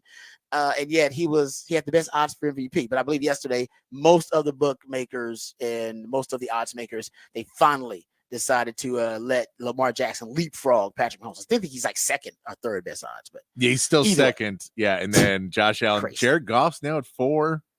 You get Sam Darnold at 7th best odds. Who saw that one coming? I did not see that one coming. Jared Goff should probably be ahead of Josh Allen, shouldn't he? In my opinion, right now he's on a heater, man. Right now, I don't know if but I think they think that Josh Allen will continue to play at a high level. They think Jared Goff will not. Well, actually, we'll see that Amari Cooper move. Cooper moves big. Yeah, we'll see. I haven't paid much attention to how they're starting to get him acclimated, but that move could pay huge dividends. Yeah. But anyway, getting back to it, the Kansas City Chiefs, because I think part of it is that initially this offense had an identity. And I told you guys it was trending toward being an offense where they're going to bring back the verticality in the offense. And they were going to offer up essentially defenses a pick your poison scenario, right? Because and you really could not mathematically, right? You couldn't match up with all the weapons that Kansas City was going to present to you, right? Because they had Rashee Rice, who was a number one, and he was performing like that. So that's a number one wide receiver who can beat one-on-one consistently. So maybe you're going to double that guy. They had Travis Kelce and Patrick Mahomes had the best bromance, the best chemistry and continuity of any quarterback receiver duo in the league. So you probably want to try to defend that because that is a lethal combination. And then they drafted the fastest human being ever at the NFL Combine.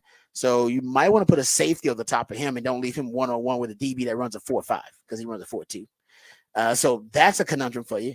Or since they were running the ball successfully with Pacheco, you could decide, you know what? No, we got to stop the run because they can have a balanced attack and just run on light boxes. And they were getting light boxes all the time because of all the threats they were presenting across the board with the wide receiver position. And then you throw in a Hollywood Brown and all that stuff before the season. Well, since Rashee Rice went down, Isaiah Pacheco went down. It is made that mathematical equation, right, much easier for defenses to solve, right? Because now it's like, well, I ain't got to worry about doubling Rashee Rice. I don't necessarily have to worry about putting, ever defending their run with a light box because even though they can run the ball, with Pacheco out, they're less formidable in the run game. So really all you got to worry about is, do I put a safety over the top of Xavier Worthy? You only got to do that situationally, depending on the down that you believe, hey, they're going to take a shot here. And Xavier Worthy, they hadn't been able to connect on those deep balls as much anyway. Actually, I want to say last game, last game, Xavier Worthy had 100 and he had the most uncatchable air yards in the NFL of any receiver last week. He had 120 uncatchable air yards because they were throwing it to him deep, but they just weren't connected on it. The second most uncatchable air yards in week 7 was Calvin Ridley at 81. So they were chunking it to him deep. They just couldn't make the connection. And hopefully they will And lately, actually, they've been funneling more of their usage, more of their targets to Xavier Worthy, which is a good news for him. His first read target rate right now, in the basically their first game out of the bye, it was 35%. So that means during the bye week, they was working on that. His first read target rate 35%. Travis Kelce was 18%. And in the week before that, in week 5, his the first read target rate for Xavier Worthy was 27%, and Travis Kelce was 23%.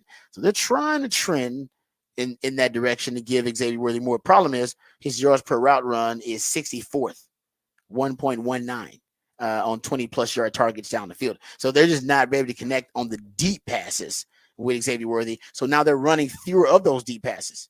Now they're actually running a lot more crossing routes with him. I noticed that too. And that's, if you go look at the amount of, yards, or at least, the amount of targets that he's getting on go routes, his go route rate, weeks 1 through 6, it was 34%. Last week, it was 12%. His crossing route rate, first 6 weeks, it was 19%. Now in week 7, it was 31%. So they're changing his role. I wonder how the DeAndre Hopkins addition is going to change his role even more. Will he be relegated back now to trying to be the number 2 guy, or are they going to continue to push him? Hey, we're going to push you to be a featured receiver. If you're not ready for that, we got a contingency plan, a veteran like DeAndre Hopkins, until you are ready. Or we can use DeAndre Hopkins in a different manner if you're ready to be the featured wide receiver. Either way, it's a good move by the Kansas City Chiefs. It's a great move for the Kansas City Chiefs.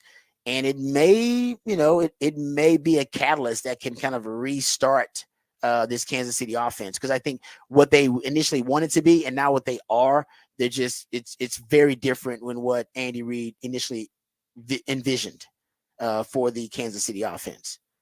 And nobody better at adjusting on the fly. And it may have been a while.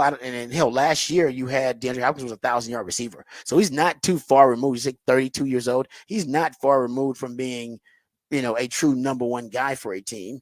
And then prior to last season, his 1,000-yard season, I believe you got to go back to his first season at Arizona when he had 1,000 yards. So I think that's more about the team and his individual motivation and the state of the competitive state of the team that he was with. Arizona and Tennessee, not very competitive.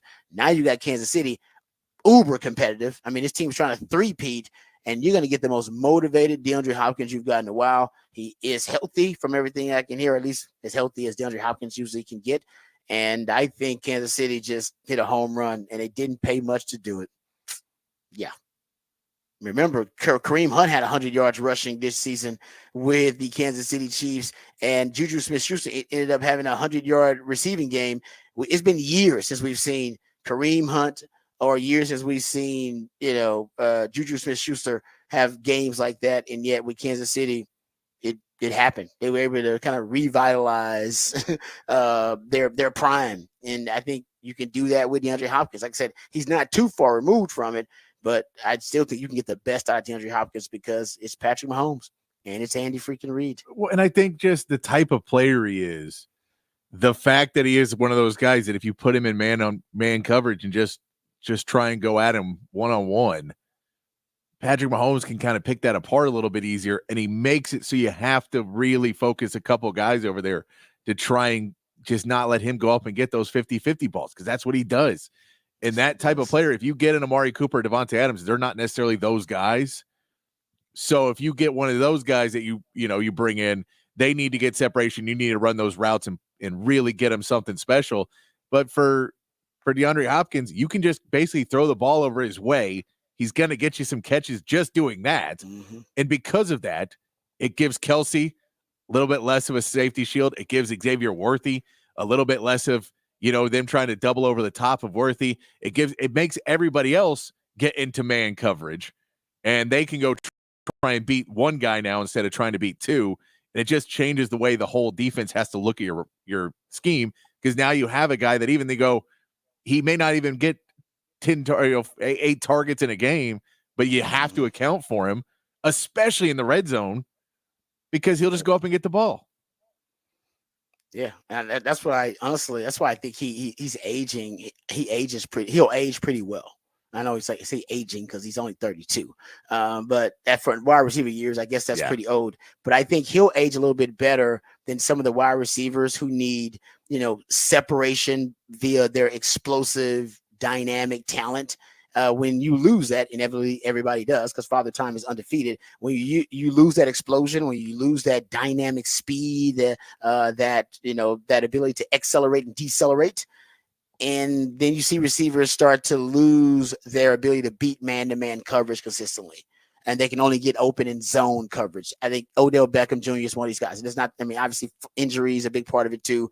And you see Des Bryant was one of those guys that back in the day would just obliterate man coverage. He just couldn't cover a man-to-man in his prime. And then as the injuries set in and Father Time starts to win his fair share of the battles, you can start to see the skills deteriorate, and they can no longer just beat man-to-man. Man-to-man can smother them, but in zone coverage, they can get open because they still know the game, and they know, they're savvy enough to know how to get open in zone coverage. And with a guy like DeAndre Hopkins, and, you brought up Mike Evans as another example of it, and I think you're around the money there. These are guys who are aging a bit more gracefully than those wide receivers who were able to create separation via their explosion and their acceleration and their speed, because DeAndre Hopkins never was a separator. I remember watching with the Texans, and I was like, man, it's so weird. He just won't even separate. But if he's one-on-one, a 50-50 ball turns into an 80-20 ball or a 75-25 ball. Like, that's what he would do. And then he would make these Cirque du Soleil, brilliant, extraordinary catches, because he has amazing body control, and his catch radius at one point, and it still is probably one of the most impressive. It was the best catch radius in the league. Like, if you just got it anywhere in his vicinity, like you had a shot. Like, he had a shot at it. He made Matt Schaub pluck it out of there. Look like an elite quarterback. He did. And that's one thing he would do too. You're right. I used to call him Spanx, because he can take something that's misshapen and ugly and unattractive, and he would make it look sexy and good. And that's why I called him Spanx, man. That Schaub job, a lot of those Texans quarterbacks. But I think the reason he ages gracefully, and I agree with your Mike Evans comp too, is that those guys never were reliant on elite separation to make their plays. It's like, no, if a guy's got decent coverage, if you give me a shot at it, if you throw it in my vicinity somewhere, I'll go make the play. And that's why you were talking about Mike Evans. He had a hamstring injury, but still out there making plays. And he was like, yeah, because his hamstrings, they don't mean as much to him as hamstrings meant for Odell Beckham Jr. Exactly. He's like, Mike's like, hey man, I just need it. You throw the ball in the right place, and I'll be able to position my body, and I'll be able to kind of box out guys, and that's how I'll make my plays. To get down to where the ball's being thrown, and then I'll adjust as the ball's in the air. Yep. I ain't got to leave the defender to do it. No, he can be there. I'll adjust around him. And DeAndre Hopkins fits that style, and that's why I think he's going to be dangerous for the Kansas City Chiefs, man. So I remember we were talking about this a couple of years ago, like it could happen, and it never did when the Chiefs were revamping their wide receiving core. Where now it is official. And when did they always have Kareem Hunt? When did they get Kareem Hunt? No, they just picked him back. Right? Yeah, they just picked him back up after the Pacheco injury. So look at these guys, man. They're making moves. They're just solving problems week to week. They're like, all right, so what we got to issue? We need a wide receiver. We need a wide receiver. We need a running back. We need a running back. Okay. So and what's funny is, Patrick Mahomes had come out a week. I don't need another wide receiver. Like, all right, we'll still go get you D-Hop. Yep. And remember, didn't they trade for a tight end and didn't cut him? Didn't the Cowboys they traded for Scoot. Yeah. No, not who they trade for. I can't remember. It was the other. Yeah, and then they cut him though. I forget who it exactly was. But my point is, after he got him a 15-yard penalty. And I think he's on the practice squad. I think they re-signed him on the practice squad. But my point is, they've been making moves. They're looking at their team week to week and going, all right, man, how can we upgrade? What can we do? What can we do to upgrade our roster? What can we do to help solve the problem? What are our deficiencies? Every week you should be able to see, like, that we thought that was going to be something that we could rectify, but we may not, guys. We may need to make an addition here. They're looking at the roster. You see teams doing it. You see the Bills doing it. You see the Vikings doing it. You see teams who are competitive. They're looking at their roster and trying their best to upgrade weekly. And it's frustrating to watch the Dallas Cowboys decide we like our guys, even though they have some of the biggest deficiencies, the most glaring deficiencies of any roster in the league. Have pretty much all their draft picks, have a couple other draft picks, have $22 million in cap space. It's just like, why would we? Why would we? It's crazy. It's crazy, man. I feel it's just wild that the Dallas Cowboys can be, I don't know, just at this point so dysfunctional as a franchise. But then you got the Kansas City Chiefs, who they're making moves and they're trying to three-peat. You can tell they got there's a desperation and sense of urgency within that organization this season. And I think, and they're 6-0. They're working with a sense of urgency, and they're 6-0. There's no satisfaction. There's no right. Well, because there's no complacency. They're not waiting for the problem to become so glaring to fix it. Hey, Pacheco went down. We need to go try and find running backs to make sure that we're okay at running back before it becomes a major issue when we lose 2 games. And then we have to go out and find somebody. Or, hey, man, we know we're okay at wide receiver, but we may not be in a few weeks, and we don't know Hollywood Brown, what his impact's going to be. So let's go out. If we find the right deal, we'll just stay on the phones. We find the right deal, we'll make that deal. Yep, you're right. And again, it's a contingency plan. You're and right. again, this is, I mean, I think Brent Veach knows because he's the only one who's going to be around in a couple of years. Andy Reid ain't. That he knows, man, if I win 3 Super Bowls, do you know how hard it's going to be for them to fire me? If I three-peat, I'm golden. So I'll be here, and then eventually they'll just promote me to president or whatever else, and then I'll have another GM underneath me, and I'll kind of just get a cushier job, and I'll be the one making it. But I'll be fine. So if I win this 3rd one, I become legendary in NFL status of the GM who put this team together, and then all I have to do is. Yeah, he's already. But I mean, now you talk 3-peat is that's how you get into that next level. Well, yeah, and so he knows. Let's go get that, and then job security is good. And even if one day Kansas City fires me, everyone else will try and hire me. Oh man, it'd be like some people were like talking about that about the 49ers and Shannon. Like, man, the 49ers might be on the part ways with Shannon because things are falling apart. I'm like, and he'd be unemployed for like 10 minutes before like 8 teams, including the Dallas Cowboys, be reaching out like, Shannon, would you mind coming over here?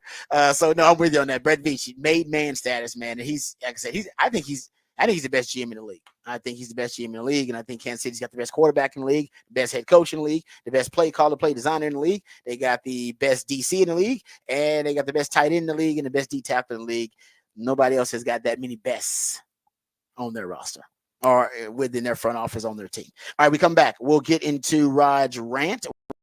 We'll dive into the Vanderbilt game, and we'll give you some of the nuggets, news notes and nuggets, some of the details about Texas' upcoming opponent, including Diego Pavia. Likes to fight guy at quarterback. It's rare, but I'll tell you why it gives them a huge advantage. All of that and more right here on the Rodcast featuring Patrick Davis. I'm Lifetime Low and Rod Babers coming back on the horn.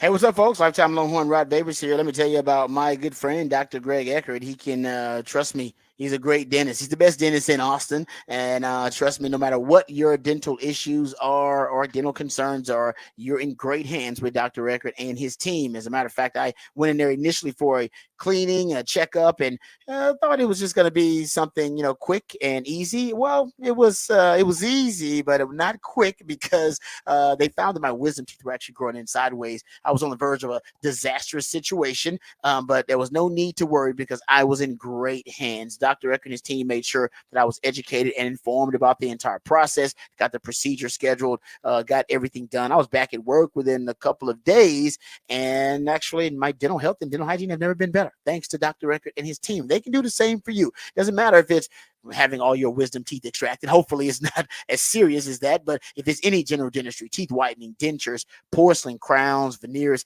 dental implants, full mouth reconstruction, even root canal therapy, whatever it takes to ensure you're getting the best quality dental care available. That's what Dr. Eckert and his team are all about. And right now, as a matter of fact, because of the technological advances that they have there at Dr. Eckert's dentistry, they can give you a brand new smile in just one day, permanently secured to your dental implants. No time spent without teeth. You'll get temporary fixtures until they complete your permanent smile, and you'll smile again and eat freely without pain or discomfort. We're talking about a lifelike permanent solution. So if you've been told your teeth need to be replaced, don't freak out, all right? And don't stress out. Just call Dr. Eckert today to learn about this revolutionary alternative to dentures. It's a complimentary consultation, which means you got nothing to lose, but so much to gain, because a confident smile can truly change your life. And Dr. Eckert wants to change your life for the better. He did the same for me. He can do the same for you. So give him a call, 512-345-3166. And right now, you want to make sure you use those dental benefits before you lose those dental benefits, because the end of the year is fast approaching. And my friend Dr. Eckert and his team, they can show you exactly how to use those benefits for you and for your family. So give him a call, 512-345-3166, or visit dreckert.com, DRUECKERT.com.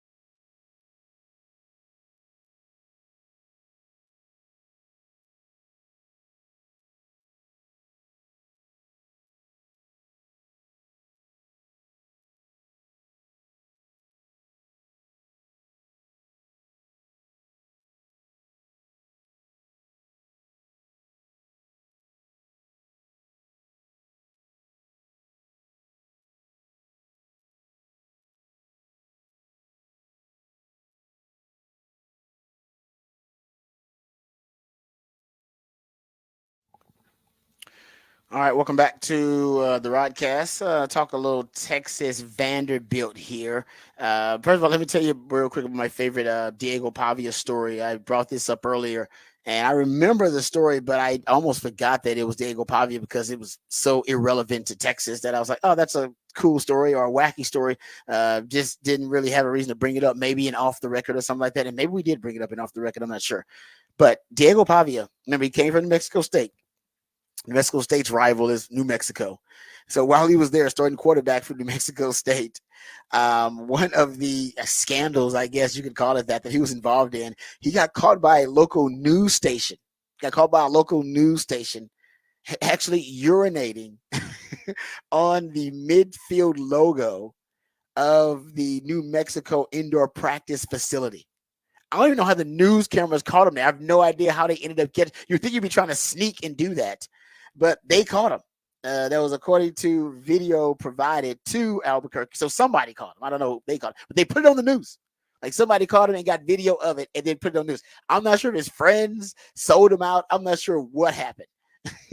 But on the video, Pavia appeared to grin as he was urinating on the logo, even though, like I said, somebody was videoing him. He did not run away in a cowardly fashion. Nope, he stood there, kept urinating on the logo, and actually flashed the middle finger to another New Mexico Lobos logo there in their practice facility. He's from Albuquerque, so he's got personal stake in this rivalry, and he was the New Mexico State starting quarterback at the time. They beat him, I believe, if I'm not mistaken, too. They won the game, but this was before the game. In that week, he ended up going to urinate on the logo at the practice facility. Think about it. How many quarterbacks you know that have that kind of mentality? Baker Mayfield's got some of that. I'm not saying Baker ever did that. He probably did, but I'm not saying he ever did. If you get an opportunity, he probably would. Watch out, Westlake. I'm sure if he was allowed to do it, he'd do it on the Westlake field.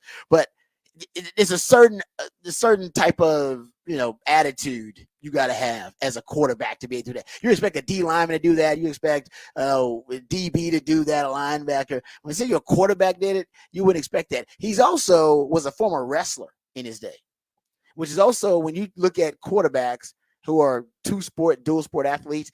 Usually it's a quarterback was a baseball player. Quarterback Arch played basketball. Quarterback also, played, I think Quinn ran track actually too. So you can see them being two sport athletes, but it's very rare to find a two sport quarterback whose other sport is wrestling.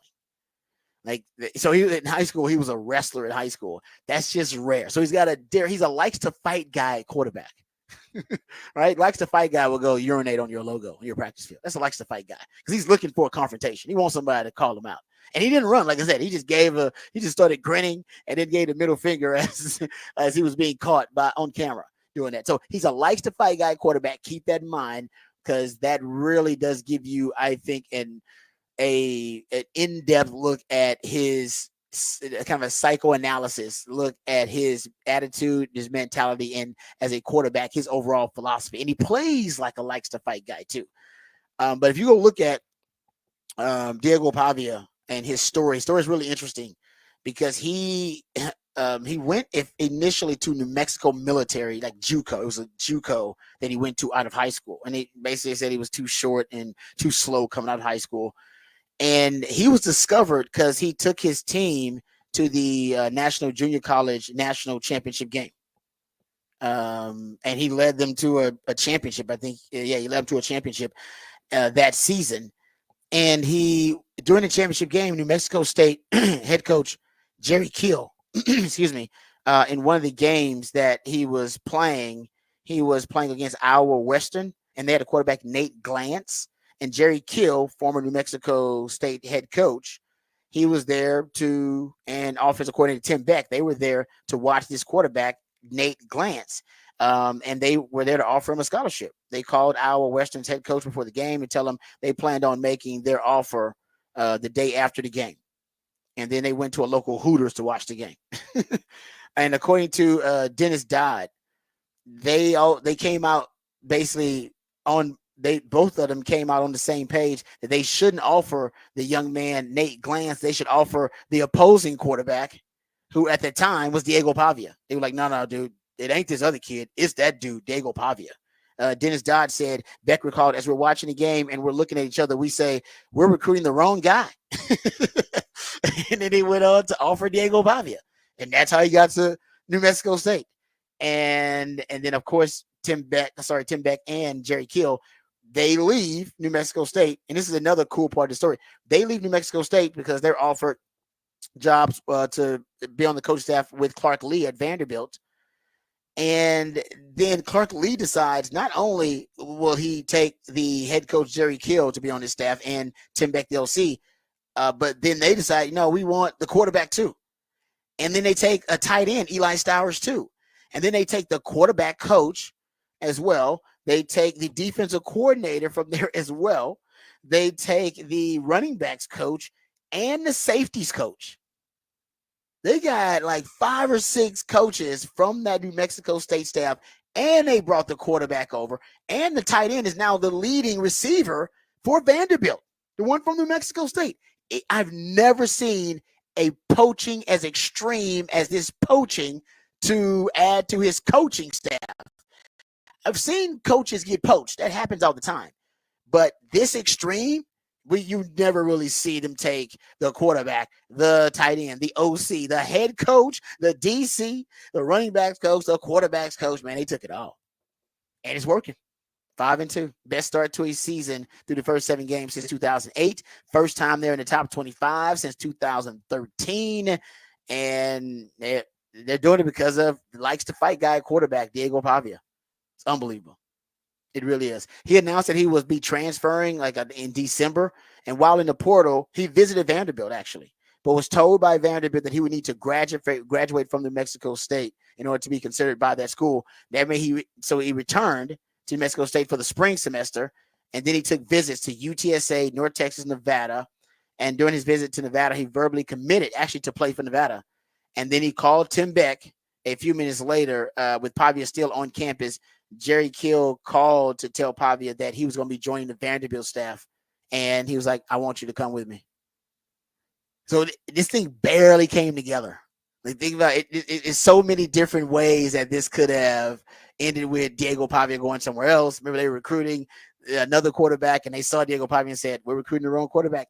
We want him. And then they leave after he gets Conference Player of the Year, I believe, in 2023.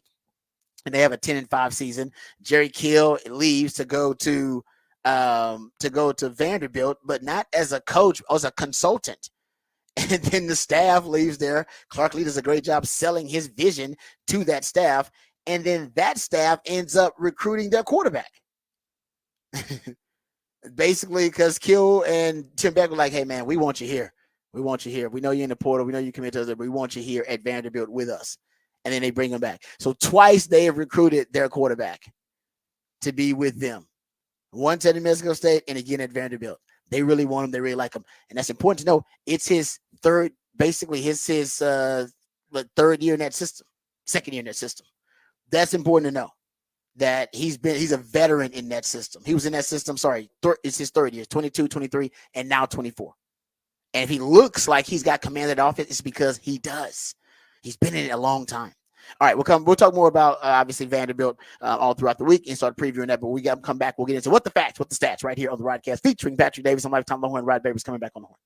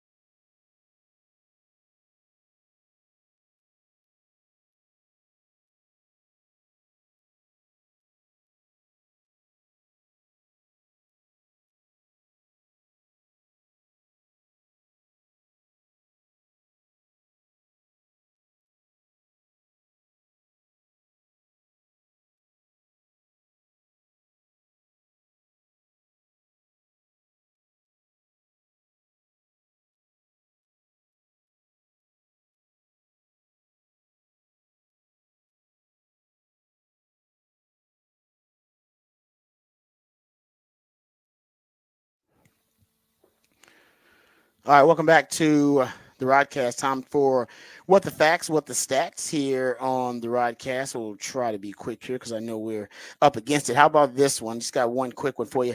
NFL teams are currently averaging a combined 246 rushing yards per game this season, the most through 7 weeks since 1990. The average of 4.53 yards per rush attempt this season is the highest through 7 weeks since 1970.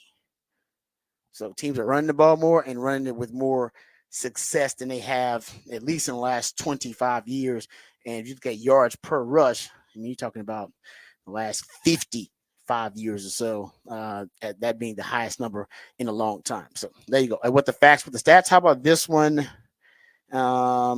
This is actually we can save that for next hour because I know we want to talk Cowboys next hour too. I'm going to hear from Jerry Jones, so we can get into that when we talk about Jerry Jones and the Cowboys. How about this one though?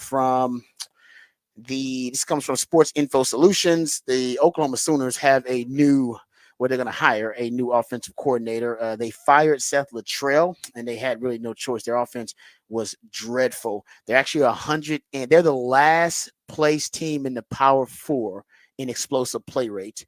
They are 132nd, if I'm not mistaken, overall in explosive plays of 20 plus yards. I mean, offense has been bad. Longhorn fans know it. They got a chance to see it up close and personal.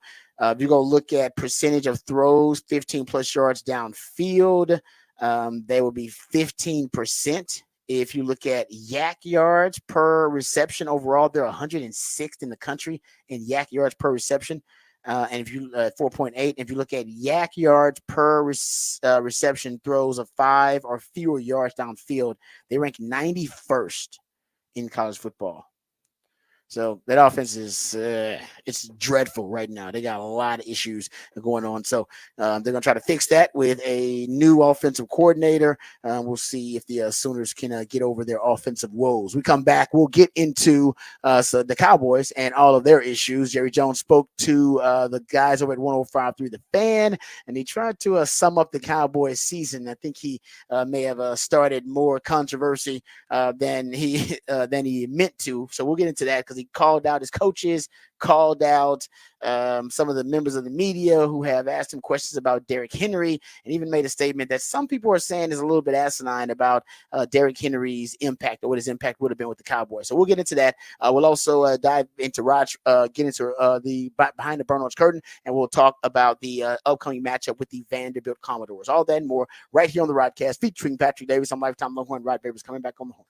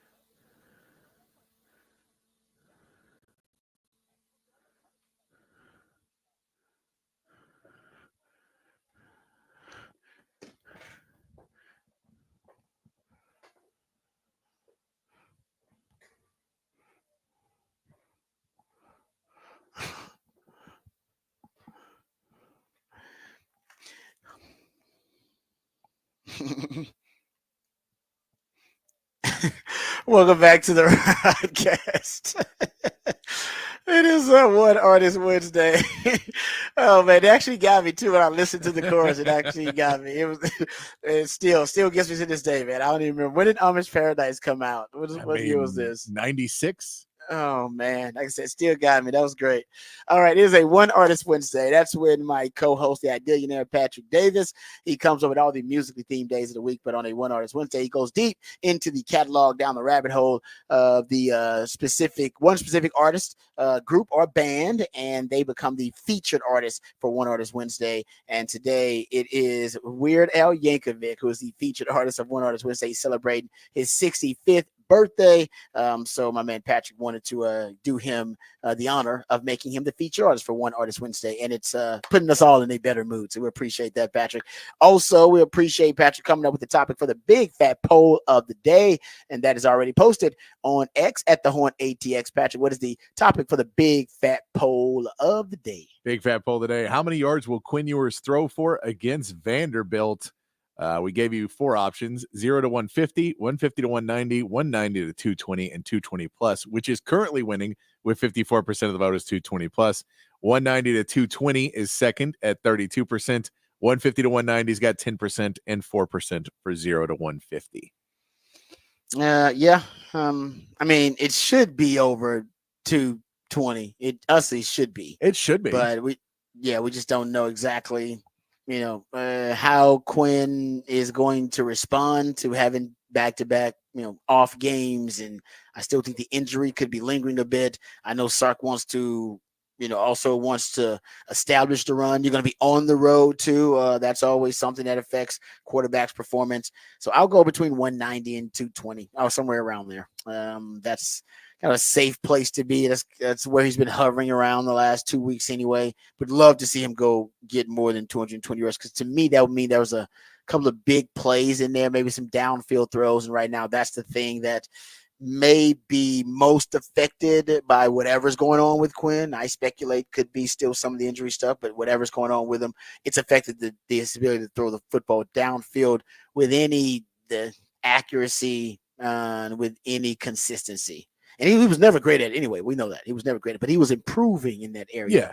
And I think now seeing him underthrow guys, he usually would overthrow guys. Like that was usually most of his stuff would be overthrowing guys, right? Overthrowing Xavier Woods. Like, what the hell? Guy ran 4.21. How'd you overthrow him? Right? That was always a complaint. Like, how do you overthrow AD Mitchell? Turns out that guy's one of the fastest receivers in the country. How are you overthrowing the fastest receiving core in the country? And now we're underthrowing receivers on deeper routes. Yeah. That's concerning because he's an overthrower, not an underthrower. Exactly. No, and that's I think really you're looking at it and you go, you want to see 250 plus, because 250 plus means, okay, the passing game's back on track. It was either rust or the defenses you saw, and there's parts of it, but this is back on track because, you went up. Colorado State's really the only real measurement you have of a full game against a non-NFL talent defense. Because he goes 260 there. He went 246 against Michigan, but again, there's NFL talent on that defense. UTSA goes for 185. He gets hurt in that game, so he only plays a portion of the game. And then you go 199 against Oklahoma and 211 versus Georgia. So his sample size is he's played against 3, supposed to be good defenses. I'll say that with Michigan involved in there, because Michigan hasn't been great defensively, but they haven't been terrible. Then they do have NFL talent on it, but Colorado State and UTSA, he would have gone for over 250 against UTSA had he stayed in. Yeah. So I think he was like 13 for 15 in that game or something like that when he got out. He was playing really well when he left. So he would have been all right in that game as well.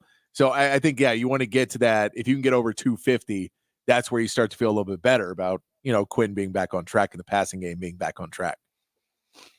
Yeah, no, I'm with you on that. And how does it get back on track? I don't know if any of us really know how it gets back on track. That's going to be up to Sark. My advice would be, with Quinn, get some of those yak opportunity throws, what I think he calls them, and he actually calls them opportunity throws, opportunities for a big play, opportunities for an easy completion, I believe it is. That's what he needs, opportunity throws, as Sark calls them. That's what his RPO throws are. He calls them opportunity throws. Those swing screens out of the backfield to Jaden Blue, opportunity throws. They're basically opportunities for an easy completion. I think I'll find that audio. I literally, Sark, that was his wording. That is his term, opportunity throws, and that's what Quinn needs a lot of. I think those targets to motion are opportunity throws.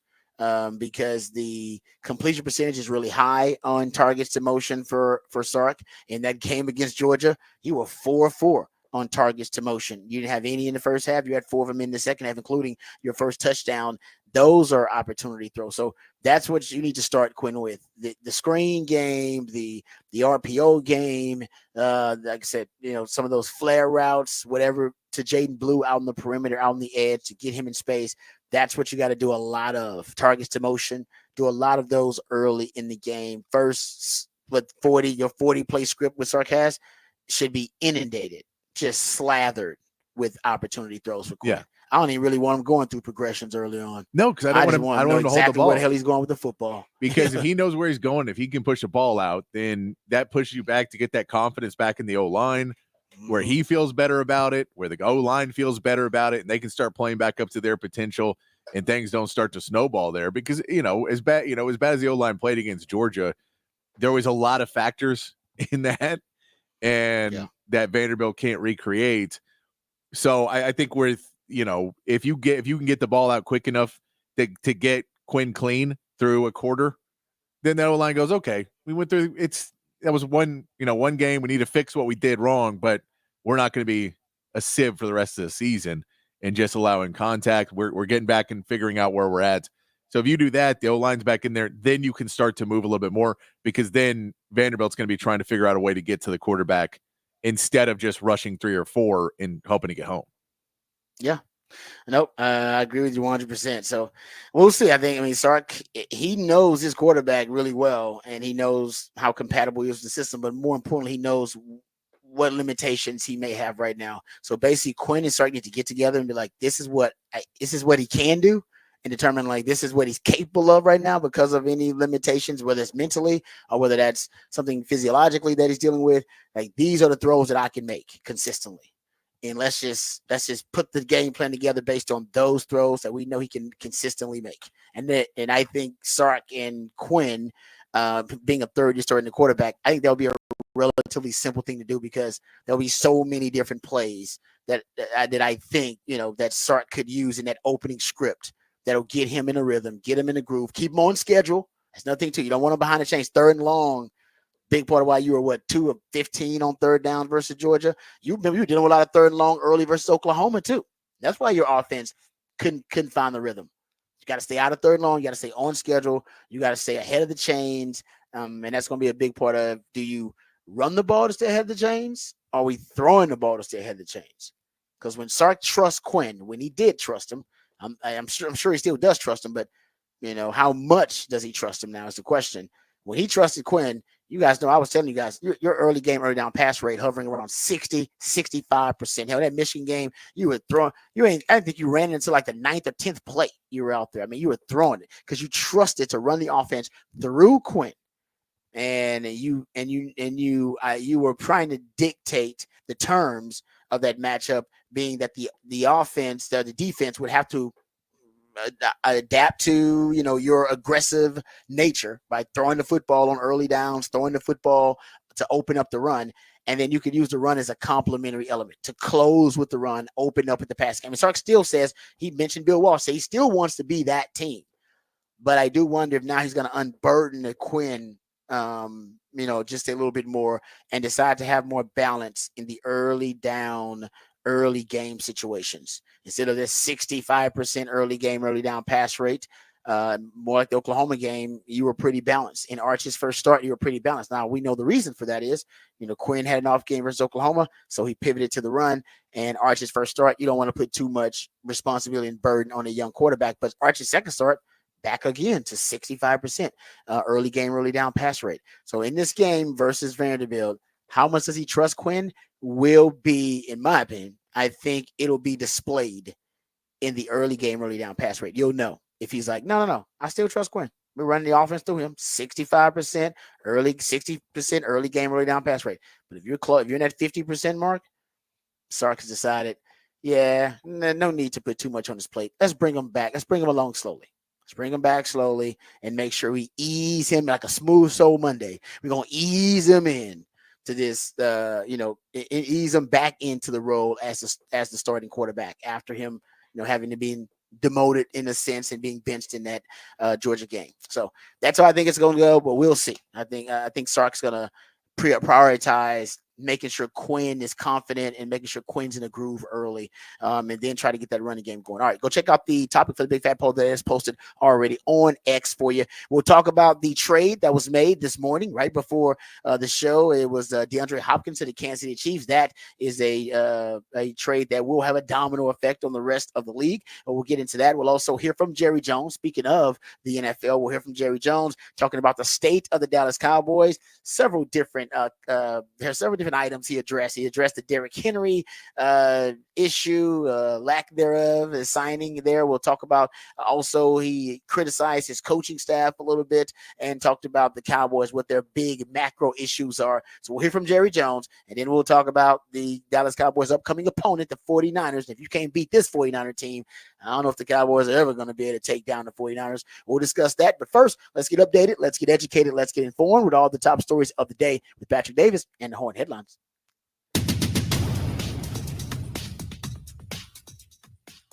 All right, your Horn Headlines brought to you by Top Gun Rentals and Lawn Equipment. The NBA season tipped off last night with the Boston Celtics beating the Lakers 132-109. The Celtics got out to an early lead and rode a record-tying 29 three-pointers to the easy win. Jason Tatum led the way with 37 points and 10 assists for Boston. And in L.A., J.J. Redick won his coaching debut with a 110-103 victory over the Timberwolves. Anthony Davis had 36 points and 16 rebounds for the Lakers on the day Minnesota gave Rudy Gobert a new 3-year, $110 million extension. The Houston Rockets begin their season tonight facing the Charlotte Hornets. And in the NFL, the Kansas City Chiefs have traded the Tennessee Titans' DeAndre Hopkins. They gave up a conditional fifth-round pick that could become a fourth-round pick, depending on certain different situations. And that is your Horn Headlines.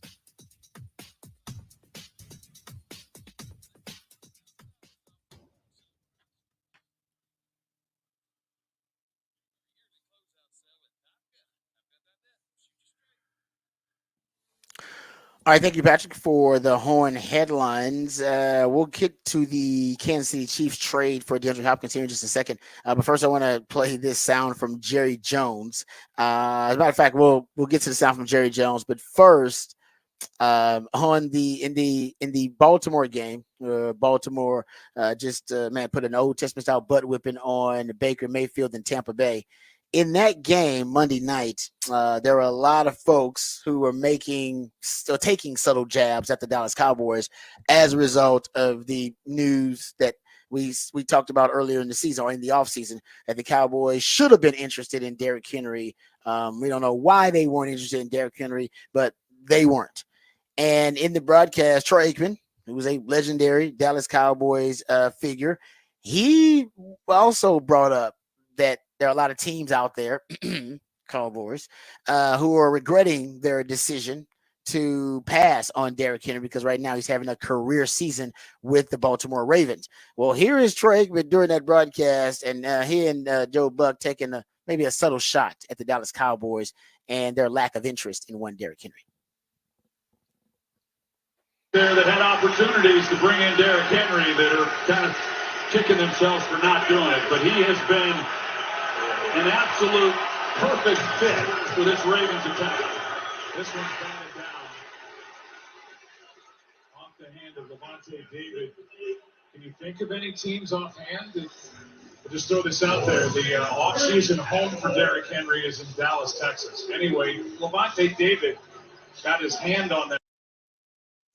Subtle there. Anyway, Levante David. Okay, so, and then we know earlier in the offseason, Jerry Jones also was under, some heat from Cowboys fans when Derrick Henry went on the Pivot podcast, and he revealed that his people, his representatives, his agent, that there had been no contact at all from the Dallas Cowboys organization about any interest in Derrick Henry? Was Dallas ever like really in the heavy thick of the mix, or you decided not to go because you weren't gonna get 22? No, they ain't holler at me at all. Really? You Bro, know, that was the rumor. That was a big yeah. rumor. Then they got, well, much like Mike did for CD, I believe Emmett would have unretired 22, and given it to someone like you said, you're a Florida boy, all that other good stuff that come with it. I think it would have been crazy to see you in the Dallas uniform. Yeah, it would have been crazy. I mean, I thought, it'd have been some type of reach out, some type of, you feel me, talks of whatever, but they never reached out. You know what I'm saying? I don't know too much about the organization. All I know is what I hear. And just talking to my agent, they weren't really interested, which, I was just like, it is what it is. Like I said earlier, I'm gonna be where I'm meant to be, and I feel like Baltimore was the perfect spot for me. So there you go. And now that brings us to our present moment. Jerry Jones was on the 105.3 The Fan on his weekly appearance at 105.3 The Fan with the guys he had just ranted on that went viral a couple of weeks ago. He was on with those guys, and he had talked about a number of different things, but he also addressed the Derrick Henry question multiple times. And at the start of this, he addresses their lack of interest in Derrick Henry, and then he goes on to describe the state of the Dallas Cowboys as an organization. So here's Jerry Jones, about 2 minutes, but there is a lot to unpack here. Here's Jerry Jones on 105.3 The Fan. We've, in my mind, we're not playing very good football right now at all, and it's beyond whether or not we have Derrick Henry or not. Derrick Henry is having a career year. I don't know if he'd be having that career year in our situation. And that's really something you really do have to look at, because if he had not had as many carries as our running backs have had, then he certainly probably wouldn't have attained the level of impact he's having. And then he's a real good complement to the type of offense they run. We don't run that type of offense at all. Our situation is more about, frankly, it's more about holding your blocks. It's more about not making mistakes. It's more about, in my mind, the receivers running through a tough man-to-man coverage and running on through it. And, if you will, get away from that. The types of things that we all think we should be looking at is, well, we're designing bad plays, or we're designing bad concepts. The facts are that there's some of that, but there's also some of execution. There's some of the talent. I like our talent. I really do like our talent. I like our young talent, but young talent has a few more mistakes associated with it than if you are dealing with a veteran player. Although you've got to have young talent, as I've said. Derrick Henry didn't fit because principally of managing the cap, in anticipation of the players that we were going to sign weeks later, or anticipation of the players we're going to be signing in the future. All right, there you go. That's Jerry Jones. It's a lot to unpack there. I will say this: there's one thing that I will give him credit for. I do believe he's right about. Derrick Henry wouldn't have the same impact as he's having with Baltimore. Baltimore is having like the best, arguably he's having the best year he's had in a long time, and he's got career highs. And I'll give you these numbers for Derrick Henry, because I was surprised when I saw some of this stuff too. He right now is having a career year. If you look at some of the individual metrics, if you look at yards before contact per rush, career best there. That's more the system and the O-line, right? Before contact per rush, that's him getting open holes. Light box rate. He's also on pace for the career highest, or at least the career high in light box rate. He's facing light boxes 18% of the time. Guys, he's only playing on 55% of the snaps.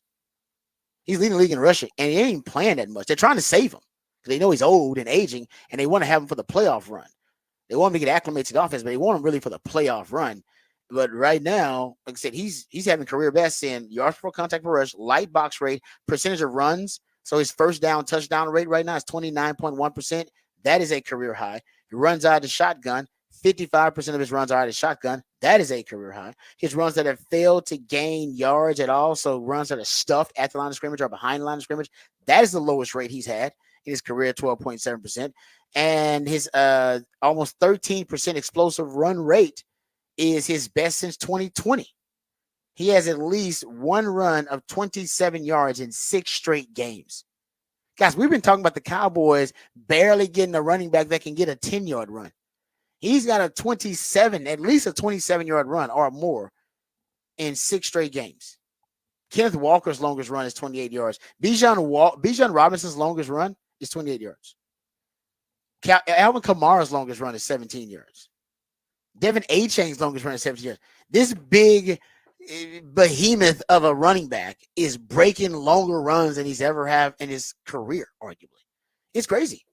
And so I don't know if because having Lamar Jackson as the arguably the most dynamic, dangerous dual threat quarterback in history of the NFL, having that next to you in the backfield, yes, presents all types of problems, and it is a boost, a cheat code for running backs. So Jerry's right in that regard. I'll give him that.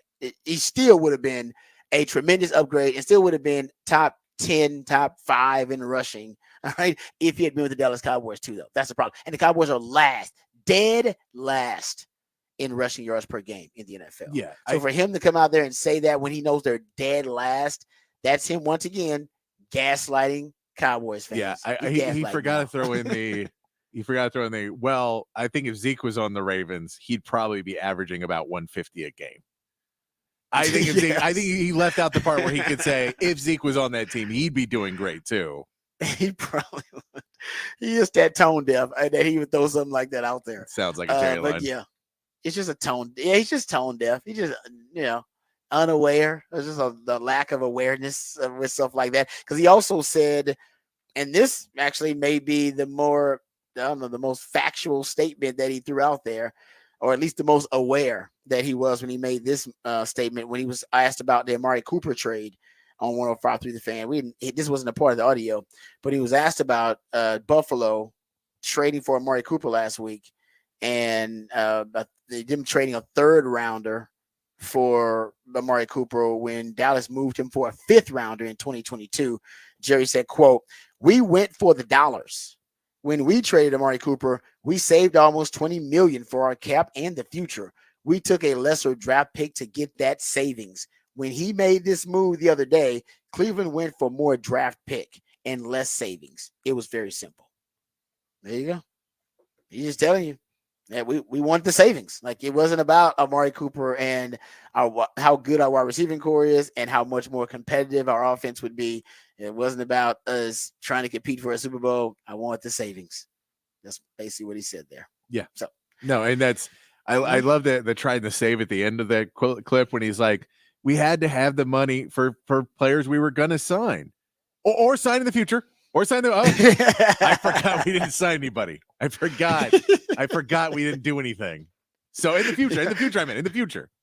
That's right. That's why they see you talking about how much salary cap these places you say they had. $22 million available right now. See, they need that for guys that are gonna sign. The guys that are gonna sign. We're gonna roll that over into next year somehow. $22 million in the cap right now. Yeah, that's Micah's money. Could go out and take someone's salary off their hands.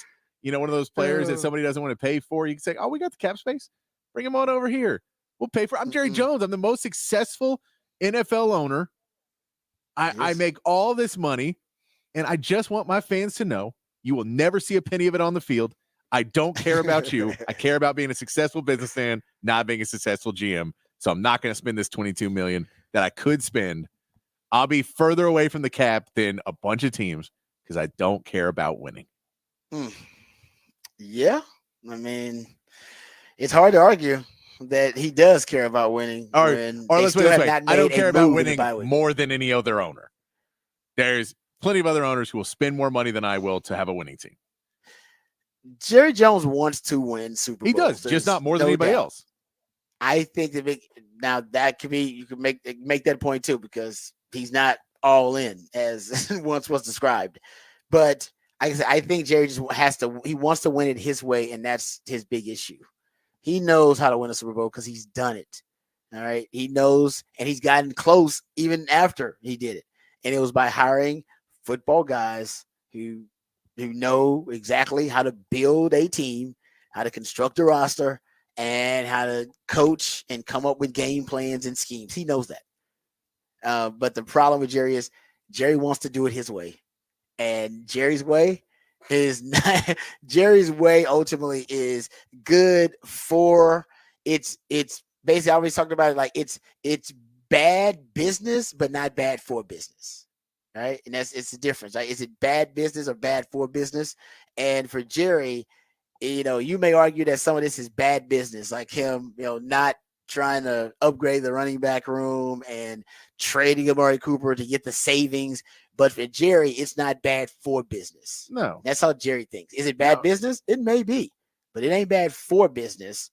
And that's where you get into where it's about the value of the team, and it's about the Cowboys as an entity that's all about maybe more style than substance, and the value of the franchise.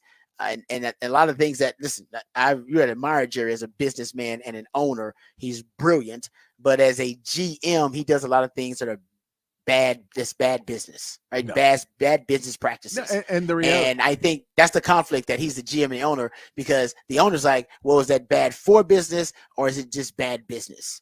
And I think the owner and the GM, that's ultimately that cognitive dissonance and conflict is why the Cowboys probably won't ever, win a Super Bowl, while Jerry Jones is right now is both. No, and if you want to look at why he's probably not spending that money, it's because he's saying that money's for Micah next year. I'll re-sign Micah, and he's going to take that money. So I don't want to bring anybody else in who's going to take up that money. Now, most teams would say, well, I'm going to bring in a guy for this season to try and go win a Super Bowl. But Jerry says, well, I don't want to give up a draft pick for a guy I'm not keeping. I'd rather get a young player that I can get on my roster for an affordable salary to put on there, and I'll have another young guy that's my guy that I drafted and I feel good about, and he'll be here, and I'll pay Micah, and we'll never really get better, but I'll have my guys and we'll be able to go. So that's the more logical of what he's thinking. I need that money because I got to pay Micah. And if I take that money and wrap it up into salaries, then how can I pay Micah? The reality is, well, you just pay cash people, you just pay people cash and you get out of it. Every team does it, but that's where he would go with it. It's like I said, doesn't make a lot of sense. Even the Derrick Henry move, considering where you're at running back right now, you're last in the league in rushing yards per game. And Rico Dowdle, and nothing against Rico Dowdle, he is your best option now, but he's your game-breaking presence at running back. And they haven't made a move. They're not going to make a move in the bye week. We talked about this, where they're going to trade for somebody. There are teams making trades. There are teams out there looking at the deficiencies on their roster. Kansas City Chiefs being one of them. Seeing the Minnesota Vikings made a move. Buffalo made a move. There are teams who are Super Bowl contenders looking at their roster and trying their best to upgrade whatever deficiencies they find. And those deficiencies are not even as glaring as what the Cowboys have. And yet, we'll move on to Kansas City here. Look at what Kansas City just did. Their wide receiving room obviously had some issues because they just had the injury to Rashee Rice early on in the season. They had the injury to Hollywood Brown. They drafted Xavier Worthy. They've been trying to, acclimate Xavier Worthy, all right, to that offense and feature him a little bit more. Last 2 weeks, they've really featured him more as a first read target guy, less deep routes. They're just throwing down the field. They really want to try to get him as a kind of I think they want a focal point in the passing game instead of just a complementary element in the passing game. And they're the wide receivers this season for the Chiefs, receiving yards per game, they're 19th among NFL teams. If you're looking at receiving touchdowns among Chiefs wide receivers, they're 19th, tied for 19th. And if you look at yak yards actually is pretty good. They are third in the NFL in yak yards after the catch. That means because Patrick Mahomes is not throwing the football down the field. Everything is short. Everything's a short, quick dink and dunk offense where it's allowing for yak opportunities, but his average depth of target and his yards per attempt are not very far downfield. Matter of fact, I think he is trending toward career lows in all those categories, trending toward having the worst start to a season in his career. But the Chiefs are 6-0, and the Chiefs, who are 6-0 and got all the reason to be complacent, they've decided, no, We got some wide receiver issues, got injuries at the wide receiver position. I'm sure we'll be better when Xavier Worthy is a little bit more experienced in season and when Hollywood Brown, comes back and he's healthy. But no, why would they wait on that? There's a sense of urgency with this Kansas City team, even though they're trying to three-peat. There's a sense of urgency and desperation with a 6-0 Kansas City team because they see they have a deficiency. They see they have a flaw that could be a glaring Shakespearean flaw, but right now it's just a flaw in their roster, and they can still win without it. They won the Super Bowl with the worst wide receiving core in the league last year, and yet, nope, they're not satisfied. They're making moves. Kansas City's been making moves all year. Remember, they got Kareem Hunt. They brought him in when Isaiah Pacheco got hurt. They traded for a tight end from the Dallas Cowboys, and remember they cut him, and then they might have stashed him on the practice squad since. But the Chiefs have been making moves all year. And shout out to Brett Veach, because if he sees a flaw or a deficiency and he thinks they can fix it, or a hole on the roster he thinks they can fix, he doesn't wait. There's a sense of urgency to get it done right now. And that is an urgency that the Cowboys are lacking within their organization, unfortunately. But I do think it's a good move for the Kansas City Chiefs to get DeAndre Hopkins, man. He's a guy that can turn the 50-50 ball into a 70-30 ball real quick. Had 1,000 yards receiving last season with the Tennessee Titans. So if he can get 1,000 yards with Tennessee Titans, he's still pretty much a viable number one wide receiver. You need him to be that. I don't know if Kansas City wants him to be that or if they want him to come in and be the contingency plan behind Xavier Worthy, because they have been pushing Xavier Worthy as the first. He had his highest rate of first read target share in week 7 and in week 5 before that. So they are starting to use him more, and they're starting to make him the first read on some of those progressions for Patrick Mahomes. And that would indicate that and this even more so over Kelsey, indicate they're trying their best to see if he can fill the role of being a true number one wide receiver for Patrick Mahomes. He had 120 uncatchable air yards in week 7 too, because they kept trying to chunk it to him deep, and they just can't quite make the connection. But they will at one point, and when they do, that could be a scary proposition for defenses. And it may be adding DeAndre Hopkins will allow them to do that, because you got to now allocate resources to defend him and defend Kelsey and defend the speed of one Xavier Worthy. All right, we come back. We'll go behind the burn orange curtain. We got to talk about the Vanderbilt Commodores. We'll get into what some people are calling the feel-good story of the year in college football. Also, first time they're ranked since 2013. We'll discuss the Longhorns' upcoming opponent, the Vanderbilt Commodores, on the other side, right here on the Rodcast, featuring Patrick Davis and Lifetime Longhorn Rod Babers, coming back on the horn.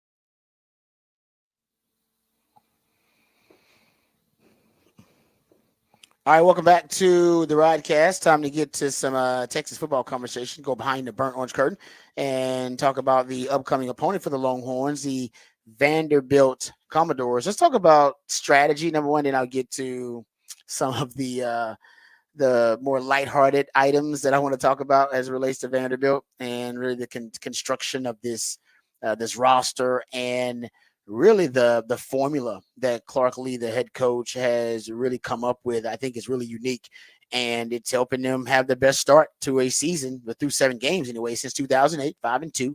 First time they're ranked in over a decade. 2013 was the last time Vanderbilt was ranked. That was like when James Franklin was there. So offensively, their strategy is pretty unique and it's very unconventional. It's very reminiscent of a military academy. They want to run the football. Number one, you go look at their passing game. Their leading receiver is a tight end, Eli Stores, and he actually came with them from New Mexico, and he is the leading receiver. So if your leading receiver is a tight end, usually that means you don't throw the football very much. So they don't throw it a ton. They want to run the football and they want to control the clock, right? And you go look at if you want to break it down, their time of possession, 11th, so in the country, so 33 minutes average time of possession. They're 132nd in pace of play. So we talk about at a snail's pace. They want to chop and screw it, all right? Like DJ Screw, they want to slow it down to a crawl and then keep the football. And how do they keep the football? Where they convert. That's how they keep the football. Third down conversions, they're top 10 in the country. 52% third down conversions, fourth down conversions, top 15 in the country. So top 10, top 15 in third and fourth down conversions, 75% fourth down conversions. So they convert. All right, convert to keep the football. They convert, they move at a snail's pace, and then that allows them to increase their time of possession, which in turn limits your time of possession and limits the amount of drives that you're going to have offensively. So you can't screw it up. Speaking of screwing it up, they don't screw it up themselves. They only got 2 turnovers on the season, 2 in 7 games. That's it. They're second. Matter of fact, only Army has fewer turnovers. Like I said, military academy like discipline. They don't hurt themselves. They don't beat themselves in that regard. They're tied with Navy for the second fewest turnovers, and only Army has fewer. You get me? That's the category we're talking about. That's the area they're in. So they're not gonna give away the football on offense.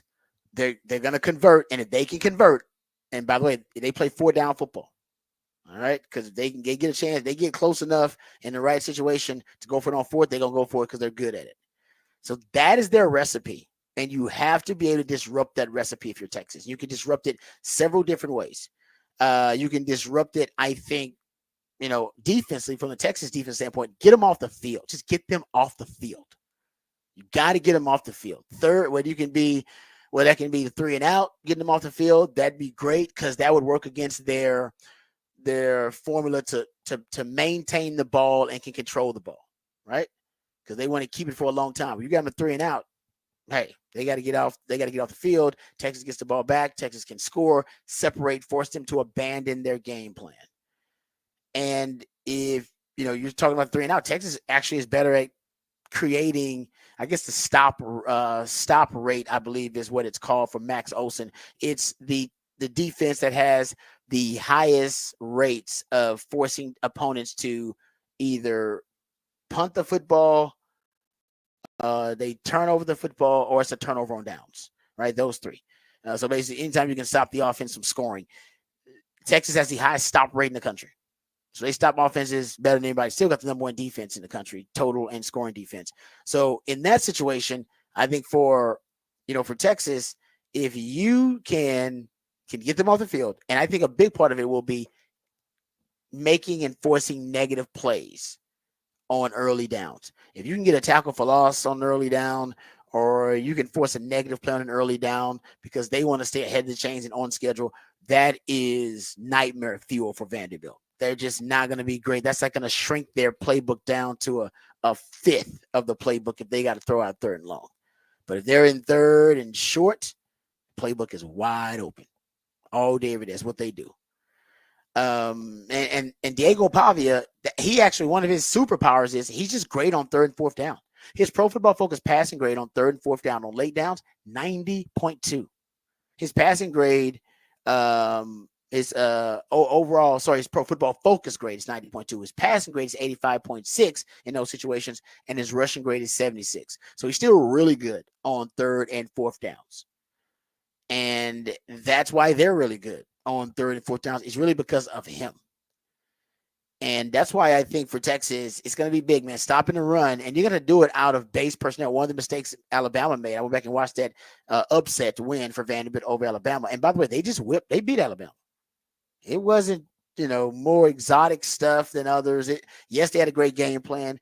Yes, they they played disciplined football, but they also just beat them in a lot of ways. And one of the ways was Bama couldn't get them off the field. Bama kept staying in nickel, and they would come with all these power personnel packages. I seen them run a 30 personnel versus Bama, 3 running backs, 0 tight ends. Like they're going to run 13 personnel. They're going to run 12 personnel. They're going to run power sets. So for Texas, you want to get out of nickel. You're probably going to be in base. 3 linebackers on the field, 4 linebackers on the field. In base, remember the package where they would have 3 D tackles on the field? You might see that package on the field that Texas broke out versus Michigan, because you need just a run stuffing counter for what they're going to present. And I'll throw this out there too. If I'm Vanderbilt, I'm probably going to target in some of my concepts to test the eye discipline and to test the fundamentals of Jelani McDonald. I'd probably have a game plan ready to attack him if I'm Vanderbilt. You're down to your third string safety there. No Derek Williams, no Andrew Makuba. Your tight end is your leading receiver. Yeah. Delayed releases, stalk blocking goes. They're going to have something ready to attack that Texas safety. Guarantee you. Why wouldn't you? Texas defense don't have a lot of weaknesses. But you telling me there's going to be a third string safety in there? Okay. I'll take it. If you don't think Clark Lee paying attention to that, then you's a fool. You're coming after him.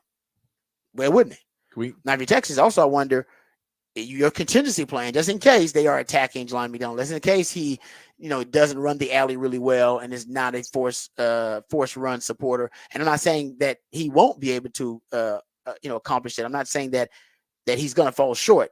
I'm just saying, as a coach, you gotta hope for the, you hope for the best, but you got to plan for the worst. And so the plan for, in case the young man does, play a subpar game in his first start, I would have Jahdae Barron ready to go play safety. You got Gavin Holmes at a corner. You can trust him. Malik Muhammad, you're at the starting corner. You're going to be playing a lot of base anyways. You're going to be playing with 4 DBs on the field. Taft Daddy is more than capable. He's been great this year. I'd put Jahdae Barron at safety, and then you can prove to the world, to the nation, he is the most versatile defensive back in the country. He'd already proven himself as one of the best slot nickel corners in college football in his first 3 or 4 years. This year, he's proven he's one of the best outside corners in college football, if not the best. And now, in the next game, he can prove that when my team needs to play safety, I can play safety too. It'll give NFL scouts a reason to increase his draft stock and put him higher up on their big boards. And it'll give the Thorpe Award committee, who are voting for, the best defensive backs in the country, it'll give you your sales pitch to them. He's the most versatile DB in the country, and he's already proven it. That'll almost, and if he keeps playing the way he's playing, that'll almost guarantee him a spot as a finalist for the Thorpe Award. And what I said at the beginning of the year, the way to get him to be a finalist or voted as a finalist for the Thorpe Award is to sell him as the most versatile DB in the country. This would be a really good week to double down on that philosophy. So that's something to watch too, just in case they come after a young Jelani McDonald. I think they might, because I say it lines up too well. You got a quarterback that's a dual threat quarterback who move around. Scramble drill is going to be big because he can improvise and extend plays and make something out of nothing. They got a lot of exotic and very, honestly, it's really something.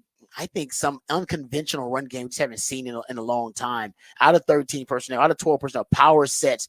But I mean, I saw a same side split zone that they ran. I mean, that's pretty innovative. They turned that into they countered with a same side play action bootleg off a non-counter action, and that's one of the plays they got Alabama with on.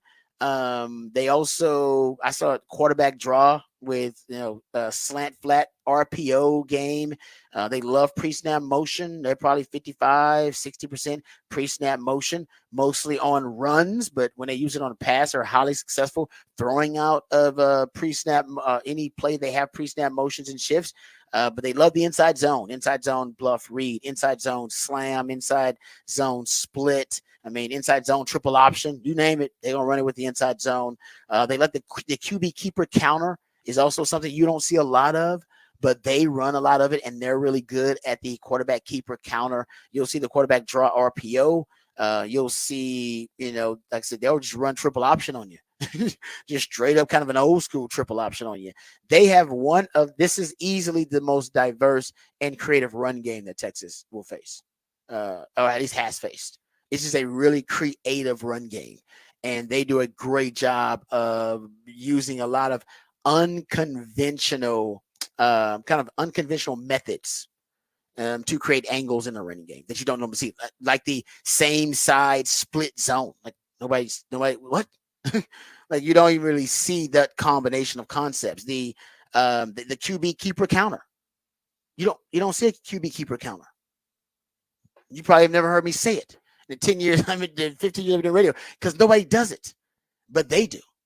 And then they'll have a counter off of that, right? They have a QB counter, but they'll have another play that they can build on that, right? They're stacking. They call it stacking. So you have one play concept. Well, we got to have a play off of that. So they'll have a quarterback keeper counter, and then they'll put a pop pass at the end of it. Like they just do a lot of unconventional, freaky things that you gotta be ready for. And it's all about being disciplined. Like you play military academies, right? They're playing option football. It's all about being disciplined and everybody playing assignment football. And this is an assignment football, but to the nth degree. No doubt about that. All right, we come back. We'll get into a little off the record on the other side. At 9 o'clock, we got Setlist ATX. My man Nick Shuley coming up there. We'll also give you my favorite story about the starting quarterback for the Vanderbilt Commodores. We'll also talk more NFL news, notes, and nuggets on the other side. We're jam-packed right here on the Rodcast, featuring Patrick Davis and Lights on the Horn. Rod Davis coming back on the horn.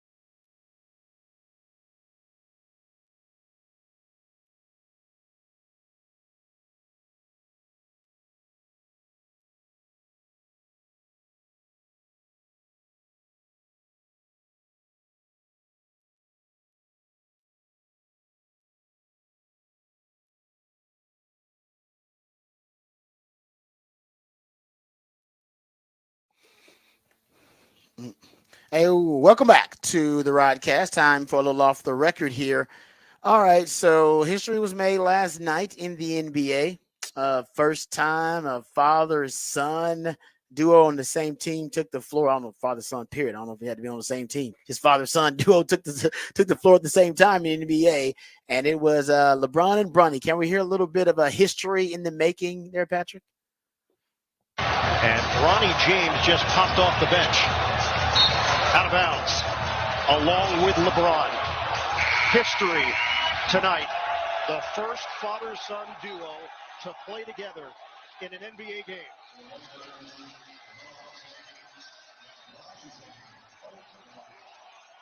This is all in the family.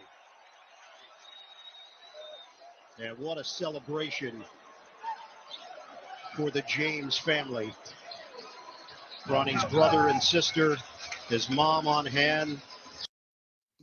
I know this is this story has really brought out the just kind of the polar like the polarity in the extreme the extreme perceptions and really opinions of LeBron James, because there's nobody like in between. There's at this point in LeBron's career, nobody's on the fence about him. Like either you love LeBron or you hate LeBron. Yeah. And all the reactions to this are people like, this moment's amazing. This is one of the greatest moments in sports. What an accomplishment. What an achievement. What a beautiful moment. I'm on the verge of tears watching this. Or, God, this is sickening. This is disgusting. Look at the, you know what I mean? It's like, look at the nepotism and look at the, look at LeBron once again getting his way and da da da. And so it's like either people love this moment and they're like say very emotional and passionate about it, or they freaking hate this moment, and it's disgusting to even watch LeBron James once again use his power to try to manipulate an organization to meet his selfish needs. Like, you know what I mean? Like there's no in between. There's nobody just looking at it and objectively and saying, the history made and good for LeBron James and good. Nope, there's none of that. No, it is. I can tell you my viewpoint was could not care less about that. And I like LeBron James, but I just don't care about that because like Bronny James, he played 3 minutes, he went 0 for 2, he had a rebound.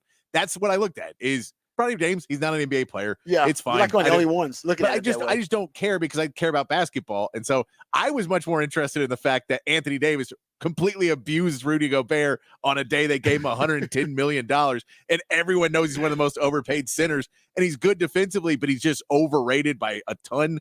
And like as he gets older, he just gets abused in the playoffs every year. And they're like, well, we traded away Karl Anthony Towns, so you're the guy now. And I don't know what they were thinking on that one. So that one was very interesting. And then you talk about record breaking. The Celtics shot 50% from 3 and hit 29 of them last night. That's crazy. That team is going to be unstoppable. And Porzingis is still out because Porzingis only plays 4 games a season now. But it's not going to be. But that so you're saying it might not be a fun season to keep up with if Boston plays. Boston's just going to play like that. If they just keep shooting like that, it's going to be annoying because this is the Jason Tatum revenge year because he's all mad because he didn't play a lot of the Olympics. And I heard that. He's just the worst. He is everything of the worst type of people where he's just faking everything. Like there's clips, if you want to go find it, it's the funniest stuff of him after the finals doing every other player's celebration, trying to have those moments, but they're clearly him trying to have those moments. He's forcing it. Yes, you can see his face, process what the moment is, see what's happening around him, and then like a robot, have AI go, give me a Kevin Garnett moment. And then he comes out, you're like, no, believe we won. Whoa. You're like, dude, that's no, because the other one was spontaneous and fun. And I see your face processing it before every single one of those moments, which ruins it completely. That's cringeworthy. That's what it is. Yeah. No, I've seen that too about him. Basically, he's gonna use this as a chip on his shoulder that he was disrespected.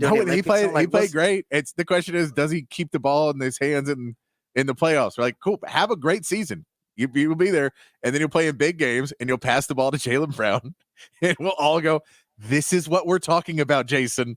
You don't want the ball in your hands in clutch moments. But he wants everybody to treat him like the dude. Yes. But when it's time to be the dude, he doesn't want the ball. Yeah. It's like, well, you can't be the dude if you don't want the ball when it's time to be the dude, man. Yeah. That's part of it. It's No. part of the burden of being a dude. But that was a good point. No, so you're actually one of the only people that didn't care about the I care. LeBron Like, thing. it's more impressive to me that LeBron James is still starting on the Lakers, which is a playoff contending team at his age. The son thing is like, cool. You had a son. The fact that you have a son that's old enough that you didn't have when you were 12 is impressive to be doing that in the NBA. The age things to me is more impressive because Bronny James, it is nepotism. I don't care. There's nepotism everywhere. It's that doesn't surprise me. There's nepotism. I mean, look at, it worked out in New York, but who's the assistant coach for the New York Knicks? Jalen Brunson's dad. Like, it happens everywhere. So it's not anything. It just happens. It's been happening in sports. There's a million Lombardis in football, and half of them don't know how to coach, but they all have jobs for the rest of their lives. It happens everywhere in sports. I'm not that worried about that. There's plenty of other stories that happen in it, but yeah, Bronny James is going to play sparingly throughout the season until they can convince him to go play in the G League, because then he can get some minutes to play. Maybe he'll get better at that point. He needs more playing time. But yeah, the bigger story is that LeBron James is still playing at this age, and how can he play the big minutes again this season, and can he get the Lakers back to the playoffs? That's the story. I don't know about the playoffs. No, well, made the playoffs. Stacks. I don't know if he's on. I don't know if they'll make a run in the playoffs. No, I mean, playoffs. The playoffs. It's the West. The West is stacked, man. They ain't no guarantee you're gonna. Hey, Chris Paul's on the Spurs now. Coming back, the Rockets are going to be in that picture now. You have all three Texas teams are supposed to be in the playoff picture now. Yeah, you're right about that. No, it's gonna be. Yeah, you're right. Ain't no easy task just to make the playoffs. Oh. I think they can, but I definitely don't see them making a run. They just, they don't have enough pieces. No. But we'll get to some NBA discussion. Trust me, as the season continues, and my man Patrick's always paying close attention to the NBA, so we'll appreciate him for that. We come back. We got Setlist ATX, my man Nick Shuley. So we'll talk about some of the most talented musical acts coming to town and where you can go see them. Also, we'll get back to talking about Texas versus Vanderbilt, previewing Texas' upcoming opponent. There's NFL news, notes, and nuggets to get to. Chiefs working to finalize their trade for DeAndre Hopkins. We'll hit all of that and more right here on the Rodcast, featuring Patrick Davis. I'm Lifetime Longhorn. Rod Davis coming back on the horn.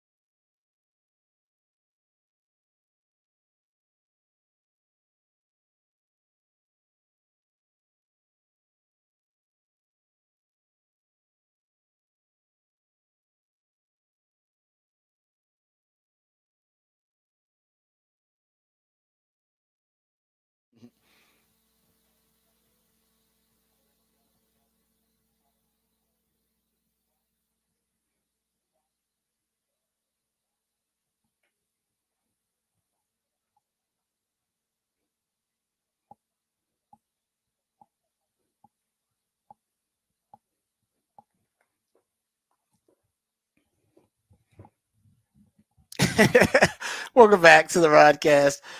We are enjoying a One Artist Wednesday today. That's when Patrick, my co-host, goes deep into the catalog down the rabbit hole of one specific artist, group, or band.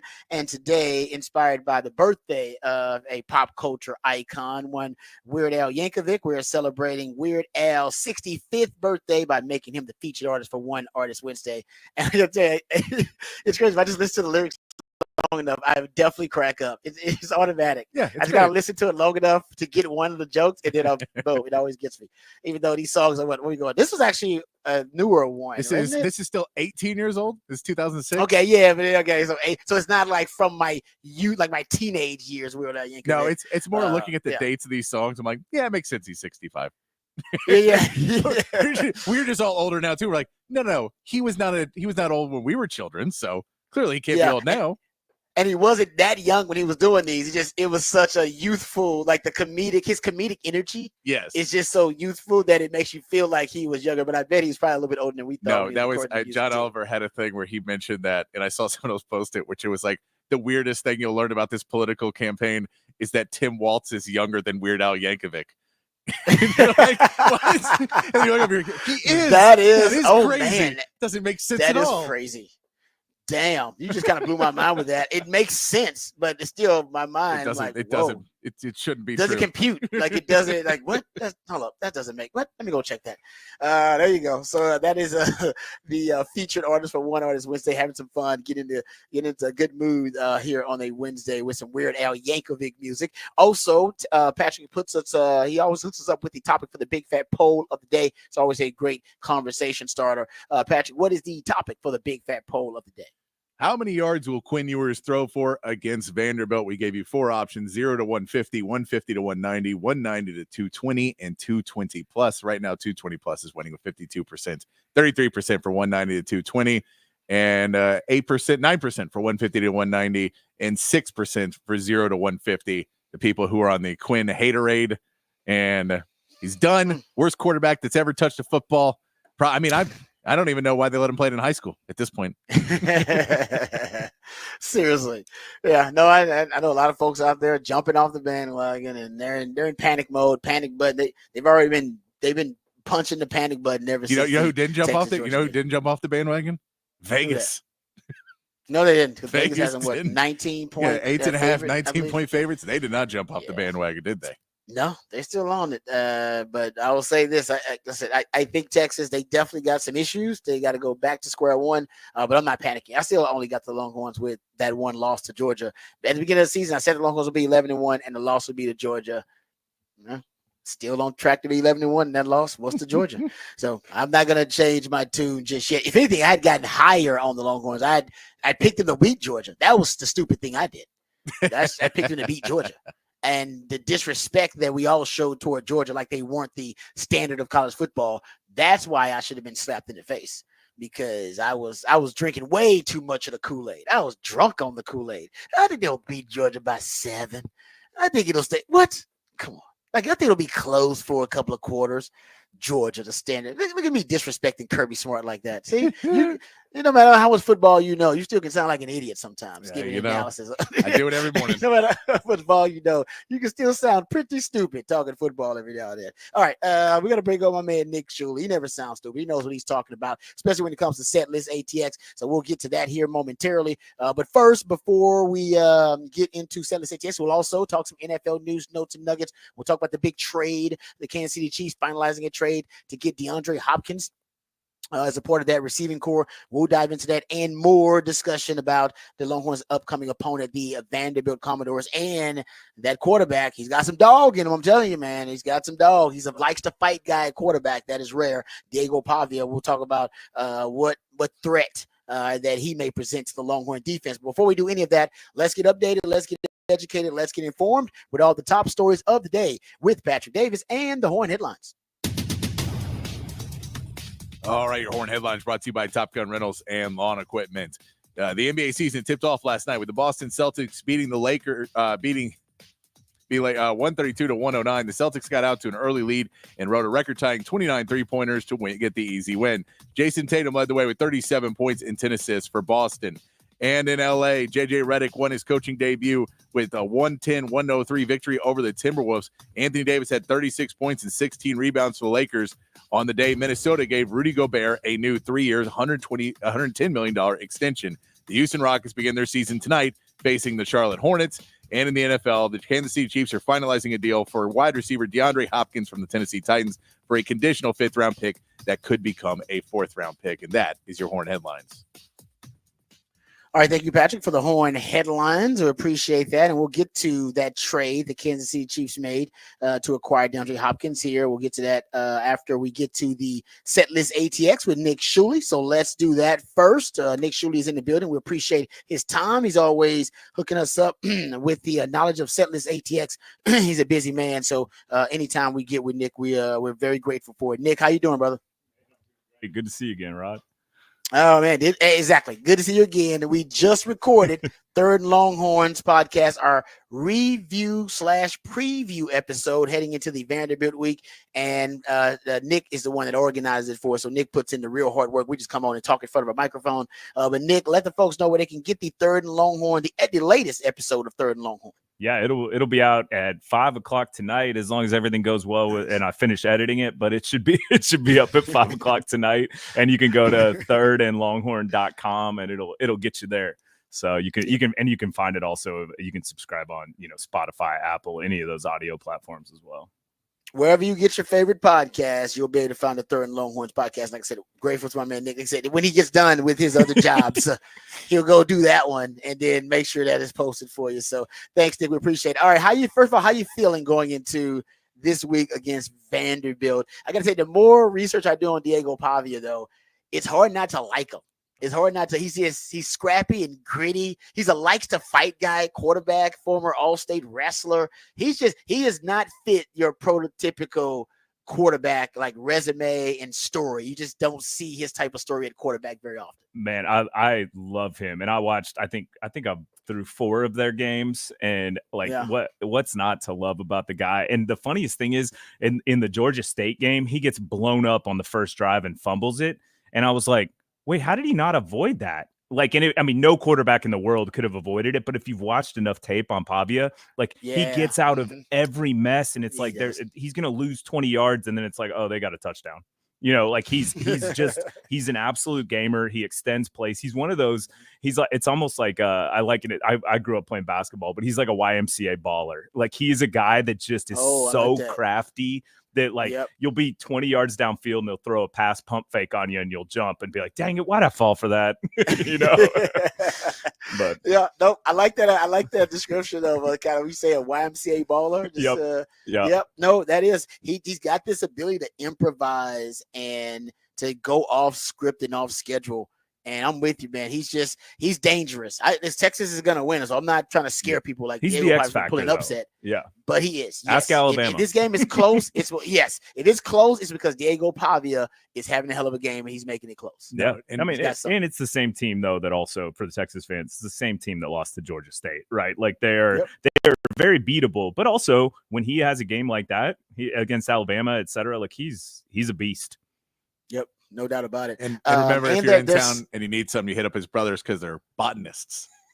Botanist was my favorite thing of that Alabama Vanderbilt game when they were like, didn't see that his brothers were going to be botanists. And they were like, yeah, sure, botanist. I got you. I like that, man. I like that. Like, I know what that clever means. branding. I know what that means. The guy's shirtless with a jacket on and a chain, and they're like, he's a botanist. I'm like, all right, he's selling some. All right, gotcha. And honestly, he's probably making 6 figures or more now because the legalization of marijuana across the state. So he's probably doing real good with that botany degree that he got. Yeah, he knew what he was going to study. But you're right about that. Man, just saying, he's a very unconventional guy when you're talking about his path to get to New Mexico State or playing quarterback, all that kind of stuff. So Nashville's a party town, so botany is big in Nashville. Botany's big in Nashville. As well as what is that? Would that be alchemy? No, I don't know. What is making alcohol? It's not alchemy. Oh, yeah, that is. Yeah, they got a some bunch of more that too. scientific term for it. No, but I'll say this about Diego Pavia though, and he probably does partake in some of the botany too stuff. Who knows? He probably does, but it's there. He fits the recipe that they have to win. They're all about ball control. Time of possession, 11th in the country in time of possession, 132nd in pace of play. I mean, Texas is only going to get a certain number of drives versus Vanderbilt. You got to make them count. You're only going to get 33 minutes a game. They hold that ball. That's nuts. That's crazy. Yeah. You got to get them off the field. That's the challenge. 3 and out for Diego Pavia. If Texas is getting some 3 and outs, then it's going Texas' way defensively. But if they're able to put together 7, 8, play drives, that's kind of what they want. Because even that 7-8 play drive, they're going to take up so much clock with it. Because they're just so methodical and so deliberate about milking that clock. So that's something to watch for Texas as well. All right, enough talking Texas Vandy with my man Nick Shuley. Let's talk about Setlist ATX. We appreciate Nick coming in, letting us know where all these very talented folks are going to be performing over the next week or so. And we start on a hump day with Setlist ATX. Yeah, that ACL hangover type week is over, and we got fall touring season in full effect. There is a lot. Nice. I had to cut people, so we'll blaze through it. Ooh, but speaking of botany, we'll blaze through it. But just blaze. So we got a legendary DJ and producer who's just one of the most talented humans alive, DJ Shadow, from the old crate digging world of making beats, etc. He samples everything. He's phenomenal. He'll be at the Mohawk. And then the R&B sensation and TikTok legend now from the song Nasty or Nasty Girl, Tanashi, will be at Stubbs. And then experimental pop group The Magnetic Fields will be over at Paramount. And then huge rap show at the Moody Center with Don Tolliver over there. And legendary Austinite and cowpunk pioneer Alejandro Escobedo will be doing a few nights at the Continental Club. And then the show I'm most excited about that I will be at tonight, and I think I'm dragging Higgs from Third and Longhorn to this one, but there's a band at Emos called Hive Viz that I think I put all my money on this band being huge. They're opening for a band called Show Me the Body, but neither of those bands sound like you think they would, but High Viz sounds almost like if the Sex Pistols had more musical talent and were able to write better songs. I love the Sex Pistols, but they were basically like almost like a made-for-TV punk band, but they're phenomenal. But High Viz is that they're this British band that's kind of incendiary, and this is your last chance to see them before they'll be playing big venues, and they're opening. So I want to run by there to Emos and see that. And then Thursday, a prog metal band Opeth will be at Emos. And then Marsha Ball, legendary Austinite, will bring her Swamp Boogie to Antone's. And then legendary crooner Frankie Valli and the Four Seasons will be at HEB Center at Cedar Park. So you can go watch him perform. The original? I mean, dude, I had to like double check it. And I mean, for those that don't remember, that group's the one that's saying Can't Take My Eyes Off You and some other hits. But yeah, crazy. They're still going, man. So any guesses on age there? Did you say Weird Al 65? Weird Al's got to be Frankie Valli's got to be 85. Got to be 90. Wow. Whoa, man, that's a sit down tour, is what that one is. Oh man, that is wild. Okay, yeah, probably won't see the youngins out at the Cedar Park Center for that one. No, you will not. Yeah. And then on Friday, Georgetown, Texas's own, who's kind of made it really, really big, Conan Gray will be headlining the Moody Center. That's a big deal, kind of coming home for him. And then big time 90s indie kings, Guided by Voices, will be at Mohawk. And then a group I hadn't heard of, but described as pop rap, Coco and Claire will be at Emos. Sounds like something I would not attend. And then legendary Austinite, in my opinion, Maylot. I think she's the best up and coming R&B artist in Austin. She will be at the Pershing. And then another soul R&B group, The Secret Souls, will be at Stubbs. In Denton, Texas, country stars Eli Young will be at Hotspot in Cedar Park. And then the king of the red dirt scene, Cody Canada, and The Departed will be at Green Hall. And then one of my good friends, and I consider him one of the best songwriters in Austin, Rob Baird, will be over at the Saxon Pub, fresh off of playing Formula One. And then he was out there. Nice. Yeah, he was playing one of the smaller shows, but he did it. He crushed it. So he did kind of the pre-show. And then Saturday, big time soul rock. I'd call it a sweaty blues band. Nathaniel Rateliff and the Night Sweats will be at Moody Center. And then laser dance show, Austin Staples Ghostland Observatory will be at Buck's Backyard out towards Buda.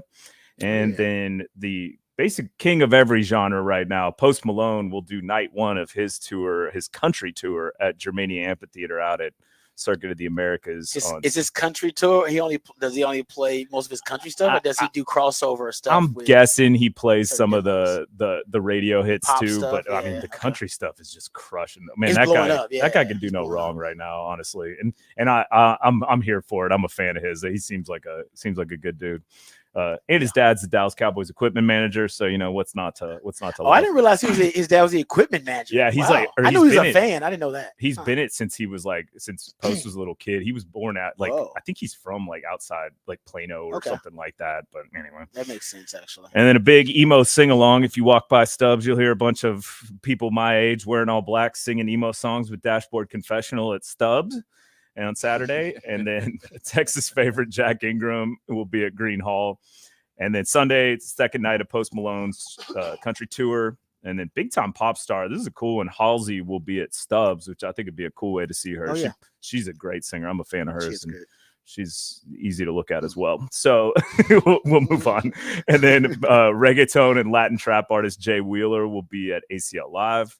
And then Monday, this is the one that is going to shut down Austin. It goes like Taylor Swift, and then Chappell Roan, and then Sabrina Carpenter is the biggest thing in the world right now for girls from I think I don't know 8th grade to I don't even crowd. know. Yeah, but also 8th grade to 40-year-olds. I mean, it's like the Chappell Roan thing so Sabrina Carpenter, she was on the TV show Girl Meets World, which was the second the next show after Boy Meets World. She was like the daughter, so she was the star of that. But she is she's bringing her pop music to the Moody Center, so that will be a huge show.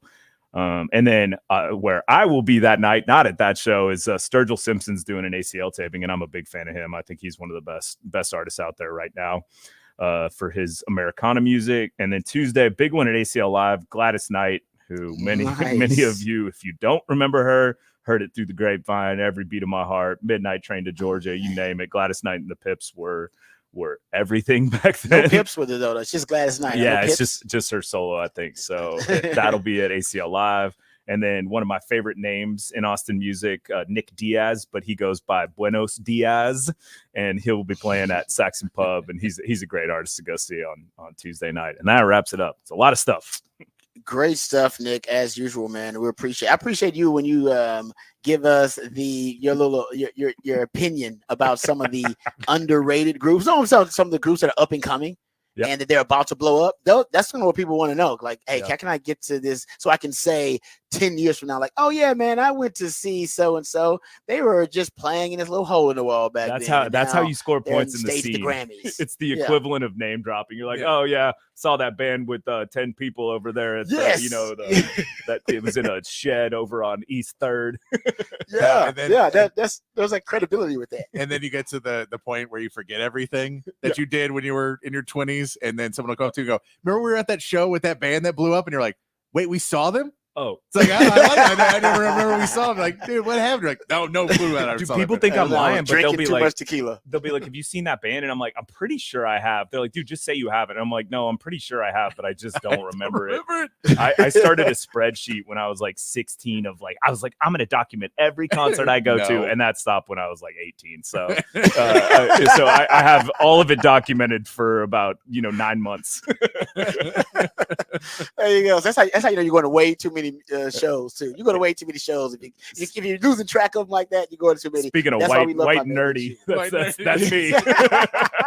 I'm on Excel typing in I was at a rap show in 1996. Says the man he was also born in 5th Ward. Just want people to know that. Go ahead. Do I have to put in all of the Wu-Tang Clan, or do I have to put them in by artist? There was the RZA, then I saw the Jizza. Oh, dude, no lie. I actually got that dorky in it if I had a separate column that was like if they were in a group and I'd seen that group because I was like, I'll need to sort it. And then I realized that I was a loser and I needed to go talk to people. When you were talking about bands and you were like, not original drummer, this lineup of color coded. Honestly, I'm pretty sure Nick can name more members of the Wu-Tang Clan than me. So I don't want my black card to be challenged because I'm pretty sure he could. It put me to shame. So I don't want that to happen here on the show today. So, hey, Nick, we'll let you go, man. Thanks for all you do and thanks for the time. We appreciate it. Appreciate y'all as always. Thanks for having me. No worries, man. Nick Shuley, he's also the kind of the main, I would call him, and kind of he is the brain behind our Third and Longhorn podcast. We all contribute to it, but Nick is doing a lot of stuff. Higgs behind the scenes, those guys doing a great job. So check it out wherever you get your favorite podcast. Third and Longhorns with me and Alex Okafor and Derek Johnson and Fozzie Whitaker and Jeremy Hills. We're just talking ball with my man Nick Shuley. It's been a good time and it's actually blowing up. So we appreciate all you guys supporting that. That's Third and Longhorns. Go check it out. All right, we come back. We'll get into Texas versus Vanderbilt a little bit. We'll talk more about Diego Pavia. You got to get to know their starting quarterback because he is becoming one of the more popular figures in college football because of the surprise story that Vanderbilt has become. We'll also hit that DeAndre Hopkins trade to Kansas City. We'll also talk about some other NFL news, notes, and nuggets from around the league. All of that and more right here on the Rodcast featuring Patrick Davis on Lifetime Longhorn. Rod Babers coming back on the horn.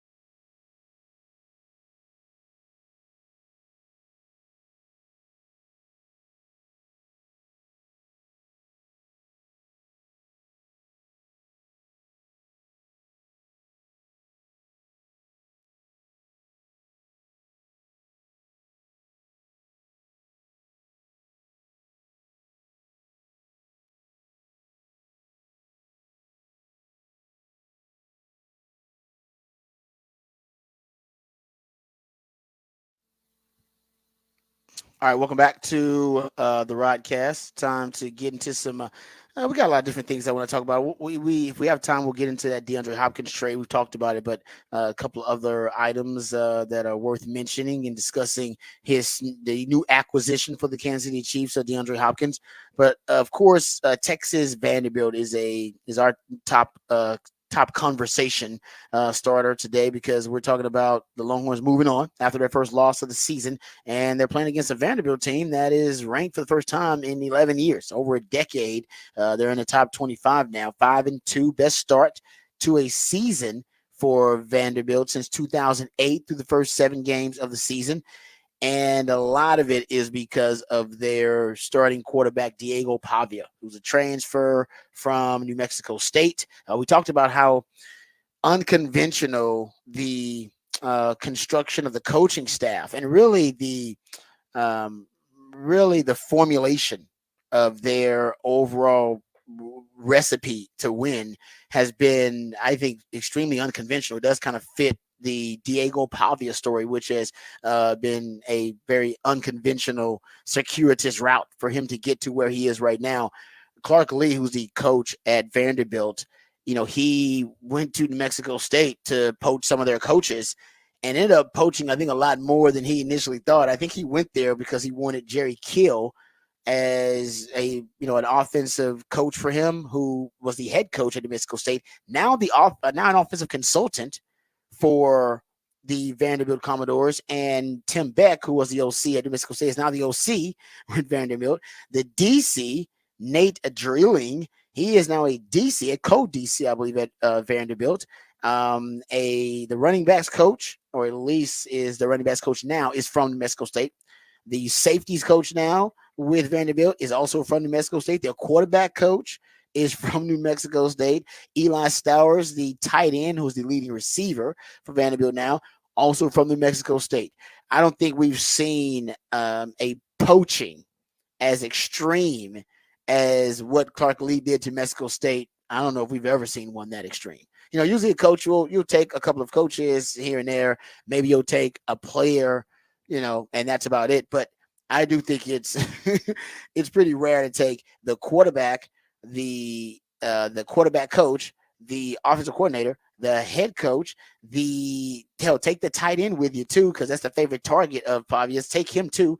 Let's take the DC. Let's take the head coach and turn him into a consultant. Let's take the running backs coach. Let's take the safeties coach. I mean, that's a lot. So that's why this kid Diego Pavia does seem very comfortable in the system. It's the same system he's been running for the last 2 years. He's been running the city. He ran the system last 3 years. Take that back. He ran the system at New Mexico State. He ran it there for 2 years, and now he's running that very same system because Tim Beck and Jerry Kill are on this staff. He's running that very same system at Vanderbilt. So as much faith and trust as we had in Quinn as a third-year starting quarterback in the same system, that's what you have in Diego Pavia. Now, like I said, Diego Pavia, he wasn't even being recruited by Jerry Kill and Tim Beck. And I brought up the story that Jerry Kill and Tim Beck actually went to watch a quarterback from Iowa Western. His name was Nate Glantz. They went to watch him. He was playing against Diego Pavia. Now, when he was at New Mexico Military Institute, it was a JUCO. So when he was there, and he was great there. As a matter of fact, he led them to the national championship, at the JUCO national championship at New Mexico Military Institute. So it was the NJCAA. So he was really good there. And while he was there, he played against Iowa Western. And in that game against Iowa Western, he threw for 2 touchdowns, ran for another touchdown. And I mean, they won 31-13. It was a dominant victory. So Jerry Kill and Tim Beck, they were at Hooters. I BS you not. They were at Hooters watching the game.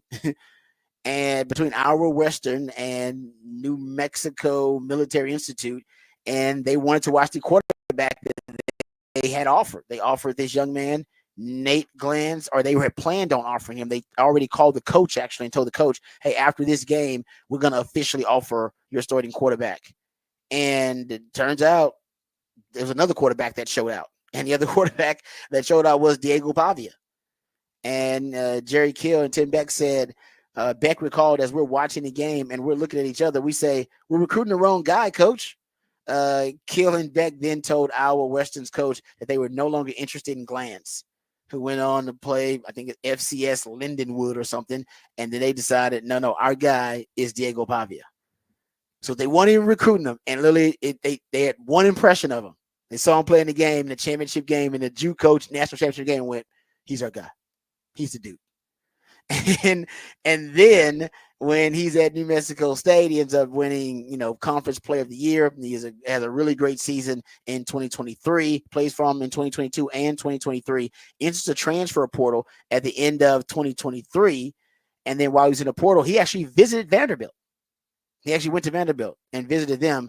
And he was told by the staff there they needed to graduate from New Mexico State in order to be considered by that school, because Vanderbilt's like a highly, academic. It's a highly respected academic institution. So he went back for the spring semester to get his degree, and he took visits to Nevada, North Texas, and UTSA. He liked his Nevada visit so much that he committed to Nevada to play for the Wolfpack. And then he called Tim Beck to let him know. And then a few minutes later, with Pavia still on campus, Jerry Kill and Tim Beck, they called to tell Pavia, hey, man, we're joining the Vanderbilt staff, and you need to come with us. To hell with that. To hell with the Nevada Wolfpack. You need to come with us. Yeah, we're upgrading too, and you can come upgrade with us, and we can be playing in the SEC. And that was it. Then he followed Kill there, and the rest is history. And what I like even more about the young man is that as a quarterback, he's got some dog in him. The first evidence, the first piece of evidence that he's got that dog in him, is this story from 2023 about New Mexico State and their rival New Mexico, and how he got caught prior to that matchup urinating on the midfield logo of his rival's practice facility. If you don't believe us, here's a news story about it. This video appears to show New Mexico State University's starting quarterback peeing on a Lobo logo. This is inside the University of New Mexico's indoor practice facility. Someone is recording the video, which KOB4 got a hold of recently. He gives a middle finger to another Lobo logo while they're at it. This appears to be Diego Pavia. The junior NMSU quarterback is from Albuquerque. He played for Volcano Vista High School and then New Mexico Military Institute before becoming an Aggie. People in Albuquerque were not happy when we showed them what he did. You're supposed to represent the school that you're playing for. You're a Division I athlete. You're not just supposed to be, some hooligan out here just disrespecting. It is not cool. Like, you're not should be doing it. I mean, obviously that is unbecoming of a starting quarterback, but like I said, you usually don't see quarterbacks doing it. A D lineman, yes. Linebacker, okay. Running back, yeah. DB, yeah. Quarterback, usually no, that's more of an intellectual, cerebral position. Those guys have a certain air about them. They don't do that. Not this dude. Diego Pavia, he's got some dog in him, man. He got caught on camera urinating on his rival's practice field, on their midfield logo. And when the camera came out, go watch his phone. He doesn't run. He doesn't cower. He gives the middle finger and then keeps urinating and just grins. Oh, man, that's some sick stuff also going on with Pavia. And I'm here for it. It's an indoor practice facility. It is indoor. Yes, I think that needs to be noted. It is not outdoors where he was walking along the street, saw it, and went, I'm going to go pee in there. He had to enter. Yeah, he had to enter. Yeah. He had to go into it. He had to trespass, go in there, and then he's indoors peeing, not in a bathroom, which is already weird. And he did all of that. That's what I'm saying. It's an indoor practice facility that he's doing. It's an indoor one. It is not it's not he's outdoors peeing in there. It's like, it's not like you went to the high school football field you were at, the practice field, and you're like, I might as well go while I'm outside. Yeah. Yeah. No. This is indoors. Walk to midfield. And then do it. And didn't tell the people with the camera, didn't tell them, shut that camera off, man. This is just stupid. Don't get evidence. Nope, he just grinned and kept it moving. There's something going on, all right, in that head it ain't all right, but it probably makes him a really tough player to defend. And he was also an all-state wrestler when he was in high school. Usually you don't see you see a lot of multi-sport quarterbacks, dual sport quarterbacks, but the other sports usually baseball or basketball, maybe even track sometimes. It's rarely wrestling. It's very rare you got a guy's like, yeah, my other sport at quarter, I'm a wrestler. It's like, what? That doesn't even track, because you got to twist your twisting arms and ligaments and doing all kind of crazy that could easily get you injured at the quarterback position when you're wrestling and doing stuff like that. Nope. He likes to wrestle. And there's and the word on the street is he's a likes to fight guy. Like he and out just hanging out with the crew. He's like, the guy dropped an F-bomb. Remember he dropped the F-bomb after beating Alabama? This is one of my favorite stories too about him. So so when and we can't play, matter of fact, we'll play the audio tomorrow. So I've asked Patrick to cut the F-bomb out of it because you don't want that. But when this is how you know that he can go from 0 to 60 just real quick. So when he was giving that interview, I remember it because it just stood out to me. Remember, he thanks, I want to say he thanked the Lord first. Like he talked about how God had a purpose for him and this was part of God's vision. And then I want to say within 10 seconds, he dropped the "we effing turned." And I was like, whoa, he went from God brought me here to God's purpose to "we effing turned." And I was like, that. Ooh, yeah, this guy goes from 0 to 60 real quick. So I don't know. I think he's got that dog in him. I think it does translate on the field from the way he plays. He's off schedule. There's a lot of improvisation. He can get you out of a bad play pretty quickly. And he's fine with operating under duress and under pressure because he played at New Mexico freaking State. So he's probably been under pressure. I'm talking about literally under duress and pressure from defensive linemen his entire football playing career. And they run the ball a lot, so they want to run the rock. And they want to stay out of predictable pass situations. But on 3rd and 4th down, guys, you can argue nobody in the country has been better as a quarterback on 3rd and 4th down. His 3rd and 4th down passing grade, his Pro Football Focus grade on 3rd and 4th down, 90.2. His passing grade on 3rd and 4th down, 85.6. His rushing grade on 3rd and 4th downs is 76. But he's great on 3rd and 4th down. As a matter of fact, his Pro Football Focus grade on 3rd and 4th down in their 5 wins, 92.4. And their 2 losses, 61. Significant difference. He's accurate on the move. And honestly, on money downs, maybe Shadur Sanders has been better on money downs, but nobody, that's when he's been his most clutch, is when they need him the most. And like I said, I think he's got some of that dog in him. And what Texas needs to do is they need to beat that dog out of him. Stop the run, and you're going to be in base personnel, I think, a lot of time to do it. I would get Jahdae Barron ready to play safety in case you need him, in case Jelani McDonald has a letdown performance. I'm not saying it's going to happen, but you never know. As a coach, you got to prepare for the worst. And if I am Vanderbilt, I'm looking at that Texas defense, the number 1 defense in the country, by the way, total end scoring, and the number 1 stop rate defense, which means they get offense off the field better than any other defense in the country. And that is the one disruption to the formula for Vanderbilt that can destroy their blueprint to win. Is if they just have 3 and outs, they can't afford them because at one point the Texas will separate from Vandy and they don't have to abandon their identity of running the football, ball control, time of possession. They're not going to be able to do any of that versus Texas. If Texas ends up getting up to 2 touchdowns, 3 scores against them, that's why for Texas it's going to be important. Can you get them off the field? Right? Can you get them off the field? And can you get some negative plays to get them behind the chains so they can be in 2nd and long and 3rd and long? Because if they are, that's like that. Basically, their playbook decreases to about a 5th of what they would normally have available to them because their offense doesn't operate that way. To be able to throw when they're behind the chains and to be in predictable passing situations, that's not really the way they operate. So I think they're going to have. Because they have a really unconventional, it's almost an obtuse run game. It's because it's just they combine a lot of different elements that you normally wouldn't. I'll go over some of those in a second. But I think for that Texas defense going up against Diego Pavia, got to make sure you're winning on early downs to force them into a 3rd and long. But they will go for it on 4th down. They are top 15 in 4th down conversion rate. They're top 10 in 3rd down conversion rate. So they convert. Then they keep the football because they're 11th in the country in time of possession, 33 minutes. Pace of play is 132nd. So they work at a snail's pace to milk the clock and limit possessions for you. They don't beat themselves. 2nd in the country in turnovers, tied with Navy, and only Army has fewer. So they don't beat themselves. And that's really their recipe. And you're Texas, you got to disrupt that. You need to force some turnovers because they're 2nd in the country in turnovers. And you need to get them behind the chains and force some negative plays so that they're in some 3rd and long situations. And you want to get them off the field. All right, 3 and outs because they are used to maintaining possession of the football and playing ball control.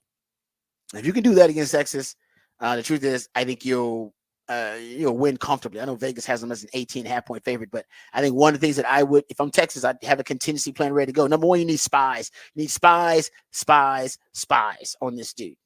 All right. So you don't want them dropping back to pass without putting 2 spies. Remember, they had 2 spies on Michael Hawkins, that Oklahoma quarterback. I would say you probably can take a lot of that game plan and use it in this game. Now, they want to run it. They're going to try to run it a lot more than Oklahoma did. So you're probably going to be playing base personnel. Like I said, if I am Vandy, I'm probably going to be going after Jelani McDonald because you don't have a lot of weaknesses on your defense, but there's a third string safety pretty much starting for you with Derek Williams out and with Makuba out. And their offense does a lot to occupy eyes of defenders and test eye discipline of defenders. And if that's going to be the case, then I think ultimately they'll go after the most inexperienced players that are going to be on the field. And I think that'll be Jelani McDonald. So the contingency plan for Texas should be get Jahdae Barron ready to play safety because you've already been working him at safety and you've been cross-training him there. He's already proven that he can play corner, one of the best corners in the country. Already proven that he can play slot corner, one of the best slot corners in the country. And the Thorpe Award committee, I'm sure they're starting to notice that, hey, man, Jahdae Barron might end up being a finalist. Definitely should end up being a semifinalist. And what did I tell you at the beginning of the year? The best way to sell Jahdae Barron as a Thorpe Award finalist is to sell him simply as the most versatile DB in the country, period. Nobody's more versatile. He can play corner. He can play safety, play slot corner. And he's proven that. And if you put him in there at safety against Vanderbilt, I think once again you would be promoting that narrative, and that's the right narrative. That'll help his draft stock, and it's going to help his Thorpe Award candidacy, and it's going to help Texas because I think that's what Texas wants to do anyway. They want to start championing versatility in the backfield, more versatility. Well, that will be the ultimate example of versatility there. Also, something to consider: if I am going up against the Texas offense on the flip side for Vandy, because defensively, we'll talk about that. They are expecting to have 2 players who've been out the last 2 weeks, Miles Capers and Langston Patterson. Both of these guys have been out the last 2 weeks with injuries. One, Patterson had an ankle injury, and I think Capers had a neck injury, if I'm not mistaken. These guys are good players. From Capers, he was in street clothes on the sideline in the second half, but he has 4.5 tackles for loss, and he has 1.5 sacks. So he's second on the team in tackles for loss. He's third on the team in sacks. He had a sack fumble against Jalen Muro, big play. So he has played in the big games. And Patterson, I believe Langston Patterson, he injured his ankle versus Alabama, and he had actually 36 tackles when he got hurt. That was third on the team. Last year, he led the team in tackles. So they're getting 2 good players back on defense. But I will say this. I think on defense, if I'm Clark Lee, I force Texas to have to throw it, prove that they can throw it deep on us. Because I'm watching Quinn the last couple of weeks. His deep balls have been duckish and they've been underthrown when he uses an overthrower. So maybe that's indicative of him having something lingering from the injury. I would play my guys shallow and I'd have them be very aggressive on short intermediate routes. Dare them to throw over the top of us. Dare them to throw outside the numbers and make some of those NFL throws for Quinn, which lately I'm not sure if he can make consistently. And I probably would do a lot of movement. I would, pre-snap, post-snap disguise movement on the front, stemming. That's one of the things that Georgia did that I think other teams can replicate. You ain't got the dogs Georgia did, but maybe you can use some of the same schemes. So I'd expect them to be aggressive and force Texas to take them over the top and prove that they have verticality in that offense. Other than that, they'll be sitting on some routes and they'll be really aggressive with that Texas passing game. All right, there you go. So that's some preview of the Texas-Vanderbilt matchup coming up. We come back, we'll get into who said that. That's when Patrick plays pieces of audio from the sports world, sometimes beyond the sports world, and based on the context clues or familiarity of the voice, you have to identify and recall who said that. We'll have that next when we come back here on the Rodcast featuring Patrick Davis. I'm Lifetime Longhorn Rod Davis coming back on the horn.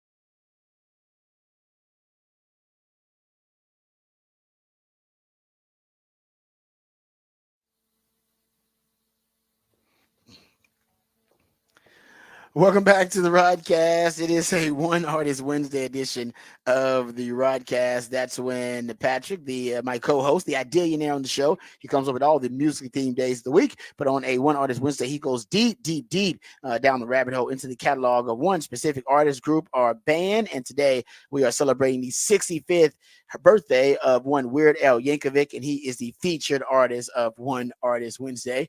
So we appreciate Patrick hooking us up there. Also, we appreciate Patrick coming up with the topic for the big fat poll of the day. That is already posted at X on at the Horn ATX. Go check it out for yourself. Patrick, what is the topic for the big fat poll of the day? Big fat poll of the day is how many yards will Quinn Ewers have against Vanderbilt? How many passing yards will he have? And right now, 51% of you, 220 plus, 33% between 190 and 220. Then we go down under 190. 150 is 8% and 7% for 0 to 150. Yeah, that's kind of where I was too. I was right there in that category, that sweet spot. That should be where we are, but hey, so you should be over 220. But given what we've witnessed from Quinn the last couple of weeks, I think we'd be fine with just him starting fast and getting in a rhythm and looking confident. If he just looks confident with some of the throws, I'll be fine with that. We just want to get old. We don't want to see mullet Quinn anymore. We just want to see old Quinn. Pre-Michigan, pre-injury Quinn. That's the one we want. All right, let's get to Who Said That. That's when Patrick plays pieces of audio from the sports world, sometimes beyond the sports world. And based on the context clues or familiarity of the words, we have to identify and recall who said that. Just seeing all the craziness, like it's been insane. You know what I mean? Like I can't even open my phone. Every 2 seconds, it's Lions fans, Falcons fans, Bears fans. It's me and an edit in a different jersey, and I'm like, what the fuck is this turned into? Ooh.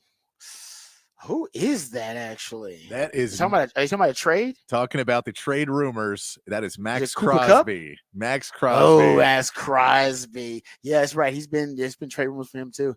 Yeah. Okay. Yeah. Yeah. I mean, honestly, if you're the Detroit Lions, they could use somebody like that. I mean, you're talking about a elite pass rusher with Aiden Hutchinson going down.